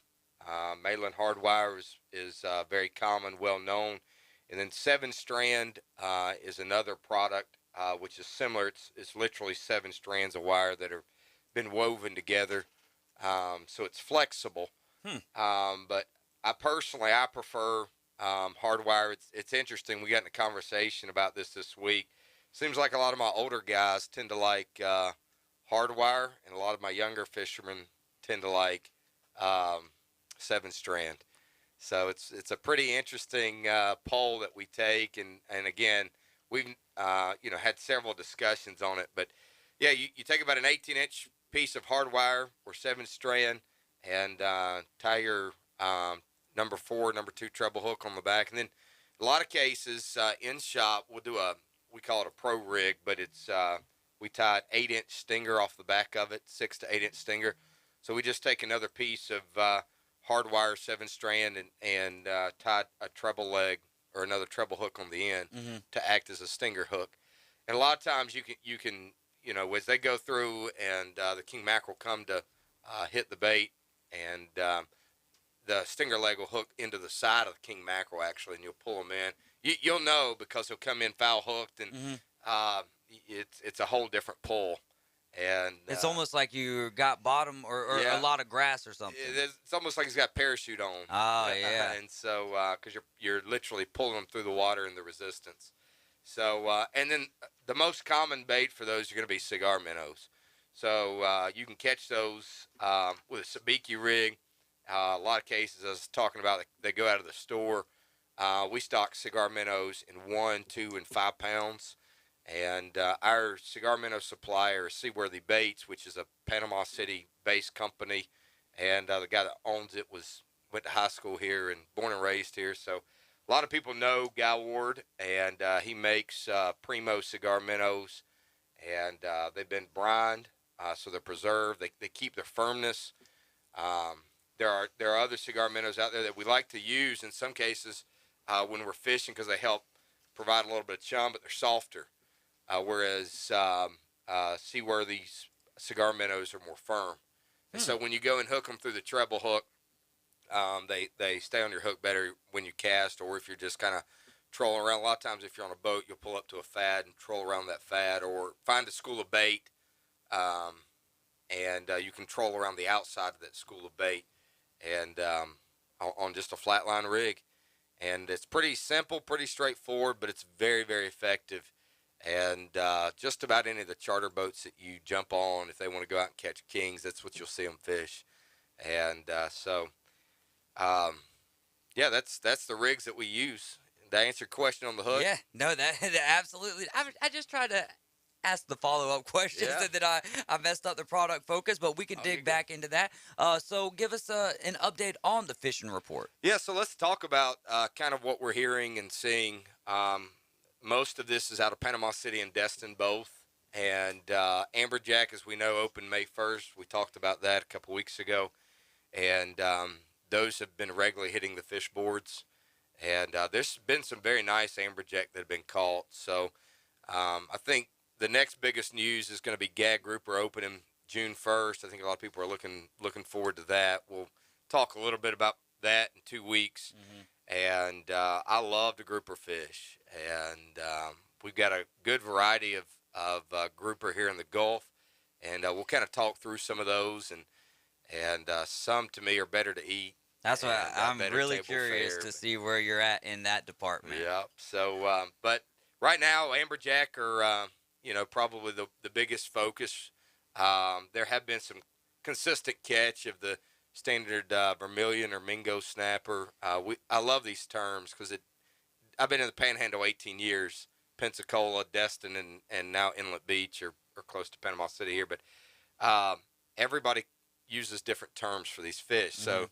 So people that don't live down here or fish regularly, they come in with these terms and they're mixing all the fish together. But the Vermillion Snapper, or Mingos or Beeliners as they're called in a lot of cases, they've been very regular as well, and they're delicious to eat. Yeah. And so amberjacks again for offshore has been great. Inshore bite is probably the most underrated bite we've talked about in the past week, and it's just because there's a lot of the great places to fish. But all my inshore captains that are taking people out on these inshore charters, these 4 to 5 hour charters, are doing a fantastic job at landing redfish and trout both. And the redfish, the slot reds, so 18 to 27 inches, have moved up on the flats. So those are the ones you can keep and eat. And so we're seeing those caught out on the flats, typically off of popping cork and live shrimp. Some of them are fishing docks if you're in a residential area. Just a standard Carolina rig, which is a 3/4 ounce egg weight, swivel, 18-inch leader, and then anywhere from a number 2 up to a 1/0 is what we recommend. I'm going to use something that I learned from you. Would you recommend a uni knot over the swivel in that Carolina rig, or is the swivel a must in that certain rig? So the uni knot, we're talking about that from surf fishing, is very critical. Inshore, I prefer to use a swivel. Okay. And I use what's called a fast snap in a lot of my tackle, and it's basically a stainless steel paper clip that's black, and you can that's what it looks like. But you can snap your pre-tied leaders on and off pretty quick, and we use the stainless steel barrel swivels to make sure that all the action that's needed for the lures continues. So on the artificial side, we have seen great results out of the Voodoo shrimp, and also out of Voodoo makes a product called the Vixen Mullet that's been just fantastic. And so we have seen a couple flounder caught inshore as well, particularly from the jetties. So again, it's been a very active fish week. So the inshore world is you've got a beautiful weekend coming up. I would spend some time, if you want to. My guys that are paddling, so on a paddleboard or kayak, are reporting the exact same thing. So they're having a lot of good success catching redfish and trout inshore. And again, that would be another solid choice. Let's talk about the surf and the pier and the jetties. We talked about the pier at the opening segment or opening portion, and but the surf is still constant reports of pompano being caught. I know I talked with Adam this week, and I've got to kind of give him a little bit of a hard time. So he and I have got to go out to break his mojo, and I think sometimes it's just a little confidence boost. I had a customer coming in, and they were complaining that they regulars down here. They come in about every 2 weeks, and they were like, man, we just cannot catch anything from surf. And this was last weekend. I said, they went on for about 30 minutes about how hard it was. And I'm like, look, everybody that's coming in the store right now is reporting they're catching fish. I said, you guys are trying way too hard at this. I said, I went out to my tackle bag in my truck, and I brought him, it's the same weight, we sell off the counter, but I said, this one's got special mojo on it. Handed it to them, and about 30 minutes after they left, they sent a text back and had landed 2 redfish. There you go. So, I think sometimes. So there's mental game in fishing as well. 100%. I never would have thought that, man. Yeah. Not only do you have to battle the environment, you got to battle that 6 inches between your head. Yeah. Too. So, he's talking about your brain, Cole. Your brain. I don't have 6. Yeah. No, I got you. His mind was blown over there. He's got about 8 inches. No, it's you just look confused, and I wanted to make sure. I can't move my head or. Well, you couldn't math earlier, so. Oh man, oh, that's great. But one quick report on the surf is there was we did have a cobia caught from surf, and so it was caught on a sand flea fish bite, 2-hook rig. Just it was a fluke deal, and there's a pun there for fishing folks. But it went right over my head. That one did too. But anyway, he was. They were in from Texas and caught it out at Water Sound off 30A, and so that was a pretty big deal. It was a 38-inch cobia, so it's a keeper, and they had a good dinner that night.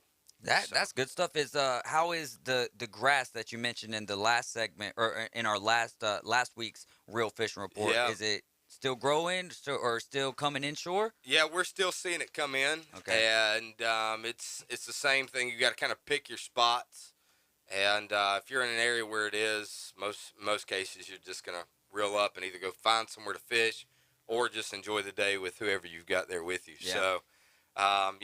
It's something we'll continue to see off and on over the next 3 to 4 weeks. So, let's talk about the weather. Yeah. Because we have some beautiful weather. Obviously, we have the weather forecast, but let's talk specifically about the marine. We have some great boating conditions coming up over the weekend, which is a nice break from what we have had really over the past 4 weeks. Mm-hmm. We have had some good times, but this weekend, the entire weekend, should be fantastic if you want to run, out the pass and go in the Gulf and fish. It'll be completely great for that. Or if you want to stay inshore, it'll be a great boating weekend.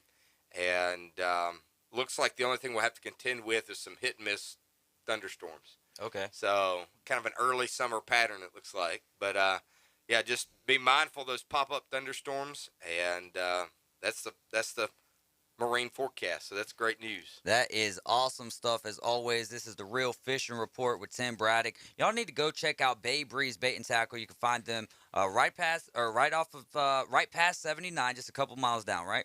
Yes. 21301 Panama City Beach Parkway, Panama City Beach, Florida. Real quick plug. Tomorrow at 2, we're having our ribbon cutting for the Chamber of Commerce for Panama City Beach. So we'll have tacos, Corona, Coke. Cigars. There's plenty of cigars there. And we'll have live music. Brooke Washer, who's from Panama City. Yeah, she'll be absolutely. singing. Yeah, Brooke will be there with us. So she's great. We'll be having a pre-happy hour. Okay. So let's go. He said free food and happy hour. Yeah, no show tomorrow? All right, sounds good. That's the Real Fishing Report, y'all.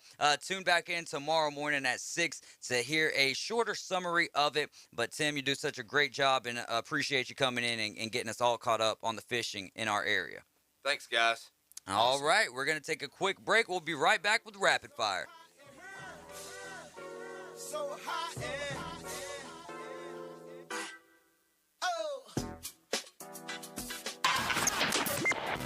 104.3 ESPN Northwest Florida.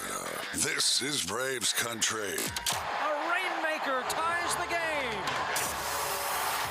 The Atlanta Braves have the day off but return to action tomorrow night as the San Diego Padres come to Truist Park. Coverage starts at 6 right after the Afternoon Underdogs. First pitch will be at 6:20 on your home for the Braves on the Gulf Coast. 104.3 ESPN Northwest Florida. Golf Plus is your premier golf shop on the Gulf Coast. Not a big box or a chain store, but a local store with golf experts to serve you. An amazing array of demo and fitting products, plus a professional repair shop that can handle anything from a basic re-grip to a full set of re-shafts and everything in between. Golf Plus has locations in Dothan and Panama City Beach to serve you. Come see them today for all your golf needs. Located next to Firefly at the shops at Edgewater. Call 850-249-2726. Hi, I'm Bobby Lycos with today's Car Clinic Minute. Doing things the old-fashioned way may be great for churning ice cream, but not for churning up the racetrack. When we come back, we'll crank up the power. The Car Clinic Minute. It's Bobby Lycos Car Clinic, brought to you locally by Hewitt Tire and Auto. Call 850-769-7323.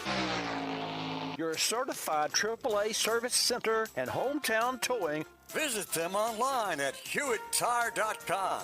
On Airport Road in Panama City. That's 850-769-7323. Hewitt Tire and Auto Center and hometown towing. Churning ice cream may be a treat, but steering the old-fashioned way on the racetrack is no fun in the sun. Before Jeffrey Bodine engineered power steering on race cars in 1987, all that horsepower had to be guided by sheer muscle power. And cars on the oval track weren't the only thing that suffered wear and tear. Just ask the drivers. In the Daytona 500, drivers raced 4 hours in 120 degrees, losing up to 10 pounds of body weight. Power steering reduces driver fatigue and conserves the energy necessary to charge the finish line and enjoy a good old-fashioned victory lap. I'm Bobby Likas. Like us, you'll love us. Live from the Rib Crib studio.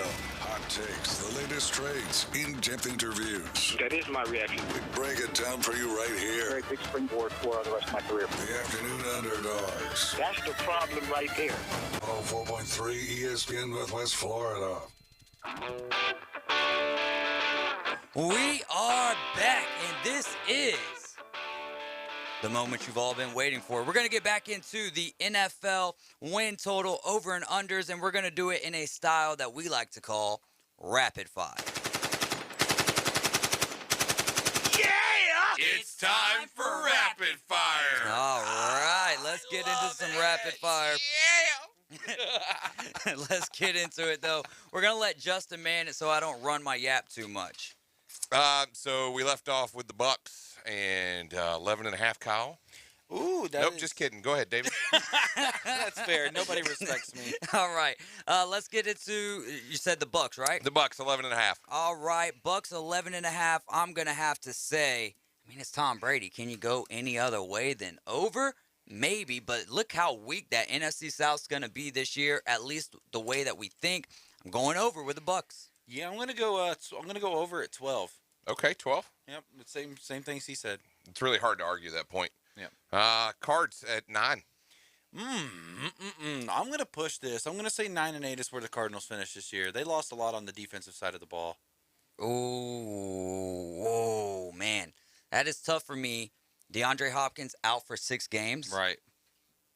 Christian Kirk's not there anymore. Hollywood Brown's kind of your number one guy, maybe. AJ Green. Yeah. Give me under. Yeah, I'm going to say under. Just because I think that there's going to be a lot missing from that team this year. Yeah, for sure. So Chargers at 10. I'm going to go over on the Chargers. I'm not thinking too much better. I'm thinking 11-6 for the Chargers. You think they're going to win 10.5 games? Exactly 10.5. Like they're splitting one. I mean, when it comes to the Chargers, you got to build upon last year. They did pick up an offensive lineman. They love to go for it on 4th down. We're keeping it quick here, so I'm saying my bad. I'll go over for the Chargers. Over's on the Chargers. I'm going to go. That's a tough one, but I'm going to go right at 10. Yeah, it's a good prediction. Push. Chiefs 10.5. I think we all agree on this one, right? Over. I'm going to say over, but barely. We're going to 11 here. There's that half game you needed. I think the Chargers are going to win the division this year. I do too. Chiefs. We're talking about the Chiefs. I know, but I'm saying that's why I'm saying I'm confidently saying over for 10 on the Chargers, but with the Chiefs, it's like it could be close. But I'm going to say over because Patrick Mahomes is that good. I think it's going to make some interesting games for sure. Oh, yeah. We already talked about the AFC West is going to be crazy. Oh, yeah. It's going to be fun. Commanders, 7.5. I'll go first on this one. Very tough situation here. I think that they're going to get 3 wins in the division maybe. Still tough. Don't believe in Carson Wentz, but I do believe he makes the Commanders better. I'll say over. I'm going to go right at 7. So I'm going to go under at 7 and 10. Yeah, I typically don't like to agree with you, but yeah, under. I don't blame you. I'm not respected. All right, how about my boys? 10.5. Under. Oh, for the Cowboys? Yeah. Your boys? Did you call them your boys? That's what from Texas. I hate you. All right, yeah, I'm going to go under as well. Nope. Major David, what'd you have? I'm going under on this one. I think it's going to be right at 10, maybe a 10-7 season, but we'll see. The Dallas-Philly games this year are going to be a lot of fun to watch. I think they win the division at 10-7. Yeah, I think it's just going to be 10, maybe 9, but definitely 10. I think it would be close. I think if that half wasn't there, I'd probably agree with it. Yeah. Eagles at 8.5. I'm going right over at 9. I'm going to repeat at 9 and 8. That's crazy. I don't want to agree with you on it, because we've been agreeing on a lot. Right. But in that scenario, the Eagles got better. They did. In the draft, they got better. In the offseason, they got better. I'm going over. I think Jalen Hurts is going to have a decent, serviceable year. I think under, only because every time we've hyped up the Eagles, they've kind of let us down. Good point. Fair enough. Yep. So the Falcons at 5. Oh boy. I think that's a high number for this squad. I mean, man, this sucks, man. But I thought it was a typo. Yeah, I'm going under. I'm going to like 3 wins here for the Falcons and the number 1 overall pick. Under. Yeah? Under. Yeah, for sure. Poor folks in Atlanta. I think 3-14 is what you're going to see out of the Falcons this year. I'm going to give them 4, but I'm going to stay under. I think one game they're just going to come out of there all hyped up. The one thing that could do something. I mean, they got a terrible defense, terrible offense, but maybe the reunion of Arthur Smith and Marcus Mariota creates some type of strike. Highly doubt You never know. Maybe. I mean, lightning strikes in weird places, right? Does. The Niners, 10. David? Under. Under? I believe that Kyle Shanahan has the capabilities to make it happen. They just don't know what's going on really with they do, but we don't know what's going on with Right. Jimmy G, Trey Lance, Debo. So I'm going to say under at this point in time. With Jimmy G, I'm going to push 10. Trey Lance, I'm going under at 8. Okay. Y'all have a lot more confidence in them than I do. I'm going to say 7. Yeah, that's fair. What you got for me? Giants, 7. Oh, the G-Men. They're going 7 wins for the G-Men. I'm going to go under to 6 here, 6-11. Their saving grace is that the rest of the division is not that great. Yeah, the rest of not that great's an understatement, I believe. And I'll go, I think they're going to get 7, but just like one is a fluke. You know, one that they shouldn't win, and everybody's going to write it off, and then they're going to show up. They get that every year. The Exactly. Giants always do that, and they show up for one game. Thankfully, they don't play Miami because that would be the one. What you got? For And we're going. They're at 7, They're right? at 7, yes, sir. Give me under. I don't believe in Daniel Jones to lead them there, and can Saquon even stay healthy? Yeah. I'm going under. These are all super good questions. The Jags at 6. I'm going to push the Jags at 6. I do think they get a little bit better. I think that they have, I mean, you got a Super Bowl winning coach coming in, so they got to get better. Travis Etienne will be healthy. Added some good receivers. Pushing 6. Yeah, and if they get to 8, does the AFC South look a little bit better at that point than it does now? What if the Texans get 4? Holy cow. I'm going over here for the Jaguars. I believe that they will have, 7 to 8 wins, especially with the addition of Doug Peterson. Yep, I agree. Lions at 6.5. Dude, I'm going to go 7 wins for the Lions. I'm going over. There's no way. They're young. They're hot. I mean, and as usual, you're wrong. That's fair. Kyle wrong. I love it. I love it. I just think they've got a lot of emotion, man. They were actually kind of fun to watch at times last year. Yeah. That is true, especially Amon St. Brown. Yeah. Amon-Ra St. Brown. That guy's a lot of fun. Now he's going to have Jamison Williams over there with him. And good draft. Jared Goff might have one of the best. Nah, he had Cooper Kupp and Robert Woods. I was trying to make a case that he had good wide receivers. Right. Or has some of the best wide receivers he's ever had, because his last year with the Rams, or his Super Bowl run with the Rams, was Todd Gurley. And Brandon Cooks that year as well. Oh, yeah. That's a good point. The wide receiving core for the Lions is better this year. However, they're still the lowest in the AFC North, or the NFC North. Yep. The last good thing to come out of Detroit was an automobile. Matthew Stafford. The Packers, your boy Aaron at 11. It's got to be over. I'm gonna go over to 12 here. 12-5. 12. Yeah. I would not be surprised. My bold prediction for the year: the Vikings win the NFC North. I said that too. Is it? Which is crazy because I'm kind of going on the opposite end here. Yeah. But I think they have a good chance too. Remember we did that on the show. I'm drawing a blank on that, but I think that's going to be the team that'll surprise everybody. Okay, yes, I remember that. Yeah, that's a good point. Yeah, give me so for the Packers here, I'm going to say under at 10-7. Nah, there's no way. No. There's no way. No. That's the thing that makes that the hardest. And their defense is even better. Give me over, man. They'll win 12 games. Over. There's nothing to even talk about there. My boy Matt Corral, hotty toddy, at the Panthers. What you got? 6. Man, 6 wins is. They started out 3-0 last year and ended up 5-12. Yeah. 5-12 after a 3-0 start. That's a lot of trouble there. Still a lot of question marks. Christian McCaffrey, healthy, over, injury, under. So I'm going to say under because of what we've got to work with. I'm going to say under even with a healthy McCaffrey because of the question marks in the wide receiver position. Let's go ahead and hit a break real quick, and then we'll come up, finish these, and get into the high school spotlight. Sound good? Sounds like a winner. All right, you're listening to the Afternoon Underdogs. We'll be right back.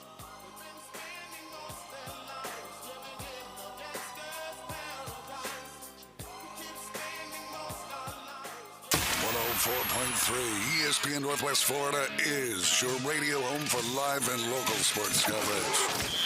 For the most high school and college sports from right here in our local area, it's the Coach James Hale Show, weekday mornings 7 till 9. Then the ride home is alive and kicking with the Afternoon Underdogs, covering the gamut of sports. Plus, the radio home for the defending world champion Atlanta Braves. Your local sports station is ESPN Northwest Florida. My weather forecast for the overnight, mostly clear skies, mild temperatures 62 to 68, northeast wind at 10. Lots of spring sunshine expected Friday, the high around 80 or so, southeast wind at 10 miles per hour. It'll be partly to mostly sunny in the 80s over the weekend with a nice breeze Saturday and Sunday. This weather forecast has been brought to you by Mid-South Lumber, best little lumber yard in Panama City and Youngstown. For 104.3 ESPN Northwest Florida, I'm meteorologist Tim Root. I'm Matt Glover with Aero Pest Service, and we are your family-owned and operated pest control company in Bay County since 1977. Now's the time to have us supply our long-lasting custom blend fertilizer that is guaranteed to be the answer your lawn needs in order to stay green and beautiful all summer long. Give us a call today at Aero Pest Service, 850-874-1900. 850-874-1900. Why? Why take a chance? Why risk a mistake? Why say something? We all have reasons why we choose to ignore the things that give us pause, that seem out of place, that don't feel right. The word why can either paralyze us or empower us to stand up and protect what we love. So if you see something, why do you say something?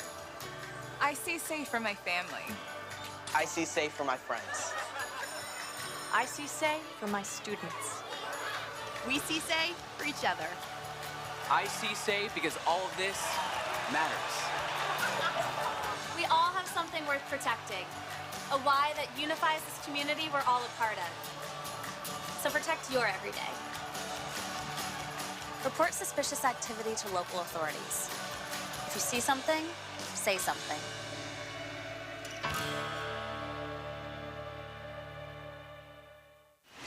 The number one SEC call-in show is now twice as big.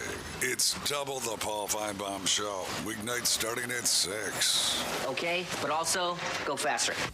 Now back to the Afternoon Underdogs. Live from the Rib Crib Studio. 104.3 ESPN Northwest Florida. And we are up in Bay County Area Wrestler Award Night is May 17th, Tuesday, from 6 to 8 p.m. No Braves game tonight. They'll be back tomorrow night. And then we're taking on the Padres, 3-game set. Guess what time we play Sunday morning? What time? I think I just gave it away. 10:35. Oh, the Peacock game. Yep. The Peacock game. Hey, yeah. By the way, Padres close to getting Robinson Cano. Yeah, I heard that. And you know what they're going to get him for? Like, probably like $700,000. Dirt. Yeah. Because he's still getting paid by the Mets. They still got to pay him like 100%. That's a lot of money over there. They're Bobby gonna be, Bonilla. Yeah, he's going to be the next Bobby Bonilla over there. Don't forget to look for the big ESPN Northwest Florida billboards. We've got 11 gift cards to give out. Step 1, take a picture of one of our big billboards. Number 2, post it on Facebook, tag ESPN Northwest Florida. Number 3, we're going to select a winner at random to win a jumbo-sized prize pack. Find out what else we've stuffed inside this mega large prize pack on our Facebook page or ESPNPC.com. Now it's time quickly for our high school spotlight. 104.3 ESPN Northwest Florida. High School Sports Spotlight. All right, in high school baseball in the 4A region quarterfinals, Arnold takes down Wakulla. Let's go Marlins 6-3. Bishop Kenny in a close one over South Walton, though, 7-6. And Kyle, you want to get the high school softball scores? Absolutely. In the 3A regional quarterfinals, we had Florida State High School, right? Beating North Bay Haven, unfortunately, 14-1, and Providence taking down Mariana 6-1. Scholar Athlete of the Week, according to WMBB, Amari Brown was one of the best pitchers in the Panhandle this season. 2.02 ERA, 15 wins, and 99 strikeouts. Woohoo! That is some good stuff. She won the FACA District 2-3A Player of the Year award this season. She also stars in the classroom. She plans on majoring in nursing at Chipola College and becoming a pediatric nurse. Now, let's see how many more of these over-under totals that we can knock out. I have lost so many pieces of paper today. It's insane. I need like a better organizer. Maybe I should use my computer a little more. Maybe. I was going to say, all you're using your computer for is to prop up the papers. I don't know what's wrong with you. It's an $1,800 paper holder. He's got the Facebook feed up like he's reading comments. We're having to point them out to him during the breaks. He's just using them to prop up. Oh, man. There's your umpire scorecard from an hour ago that she thought I stole. Yeah, we had Valerie Solorio on with us today. Great. And that just got the show started off the most correct way you could do it. I'm watching the Facebook feed just because I'm like, dang, boy, we looking good in the matching jerseys today. Bolts play at 6:30 today. No, dude, that hurt a little bit. You're good. I was looking down, man. My bad. And he actually looked at the computer. Yeah, I actually looked at the computer to check us out again. But no, man, big game tonight for the Tampa Bay Lightning. Bold prediction. What do you want? Yeah, go ahead. I'm thinking this is the Andre Palat game, man. We've been waiting for it. He's kind of been quiet throughout the whole first round here, and we need him. We need him. I mean, we know we got Vasilevsky. We know we got Stammer. We know they're going to do their thing. Braden Point's been kind of quiet as well, but this is Andre Palat. Braden Point's been silent. I wouldn't say silent. He's had some games, but he has been quiet for a guy who the last 2 years has been one of the leaders when it comes to the playoffs. And I don't mean just on the ice. I mean statistically one of the leaders. Absolutely. So big game from Andre Palat tonight. We're going to Game 7. Let's All go. right, man. I do believe we're going to Game 7. Just let that ride a little bit. That's the Tampa Bay Lightning goal score or goal song, and we're going to be hearing a lot of that tonight.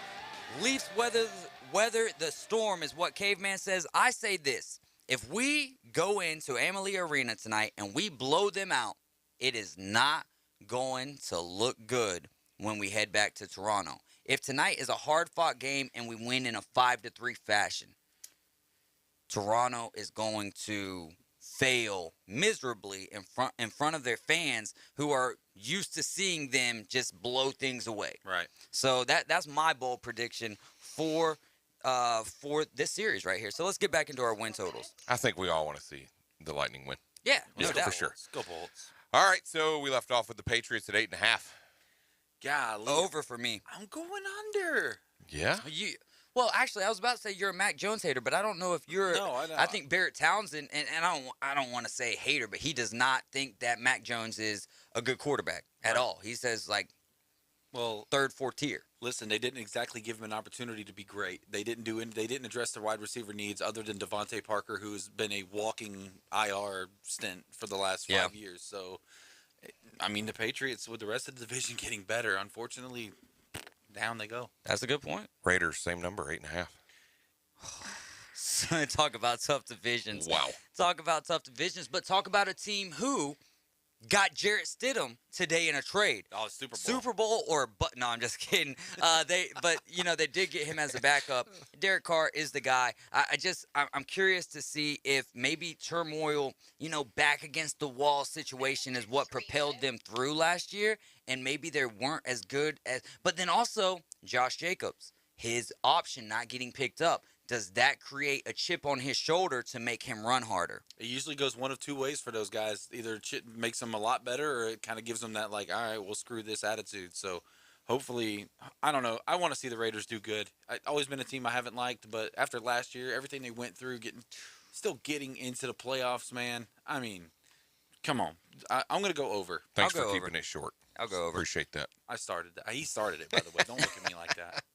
I've always started that. Rams, 10.5. Over. Come on. Stafford Cup. Keeping it going.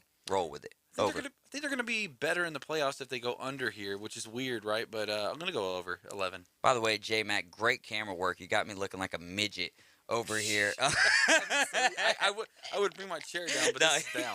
You're good, bro. I'm just messing with J-Mac. I love what he... Well, there goes your mic. I said this yesterday, though, because he wasn't supposed to come in yesterday, and did, because he is a paramedic. Superstar. You know what I mean? Yeah. And ended up showing up. And what he does for this show, I don't know if you guys have been able to notice it yet. I've always been gauged in on the sports side of things, and this guy's brought real production to the show in sounders and music, keeping the vibe rolling, and it makes it a lot of fun to have music that you kind of vibe to in between the segments. So actually somebody texted me and commented that, in between the segments, I've been letting it, hang a little bit longer. And they're like, we always see you dancing, and both of you. And I'm sure it'll be the same way today. And they're like, man, it looks like y'all are having fun. I was like, oh, we are. When you put off the perception that you're having fun, people tend to either hate on it. Yeah, that's okay. Or most I don't really get a lot of haters because I'm just not that good yet. Yeah. Or they love it and they have fun along with it. Another one, what you got? Ravens 9.5, and this will be the last one. We've got about a minute. Oh, man. This one's so tough just because of who does Lamar throw to now outside of Mark Andrews? Like, are teams really going to be setting up like they might be doing with the Chiefs, possibly if Juju gets hurt, but teams setting up and double teaming with a slot cornerback and a fast linebacker, double teaming Mark Andrews? Yeah, dude. I mean, I think that's a good possibility. I'm going to go under at 9. Yeah, tough division. I'm going under at 9 too. Great defensive draft for the Ravens. So check out Kyle and David on our Facebook page. They'll give you the last couple, right, on the Facebook page. No, we'll wait till next week. To that. Yeah, we'll be here next week. The season will start until after. Yeah, we'll probably do this in like 3 weeks and forgot we even did it. Yeah, so that's what I'm saying. We'll see how it rolls. It's time for us to get out of here. Thanks so much for hanging out with us. We're the Afternoon Underdogs. Yeah. David, Kyle, J-Mac. We'll be back tomorrow at 4, but it'll just be me, AG, and K-Man Rick. A lot less fun.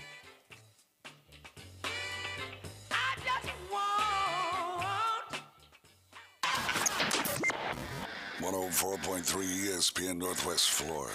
This is Braves Country. It's Atlanta Braves trivia now for your chance to win a gift card to Guthrie's. What Atlanta Braves slugger was caught looking 3 times during a loss to the Brewers last Friday night? And that is a called third strike with a fastball at 95 right at the knees. If you think you know it, open the 104.3 ESPN Northwest Florida app and click Braves Trivia.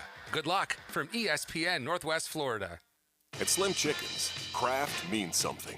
Craft means bacon. And oh, so crispy. Craft means a good cayenne kick and all-natural butter.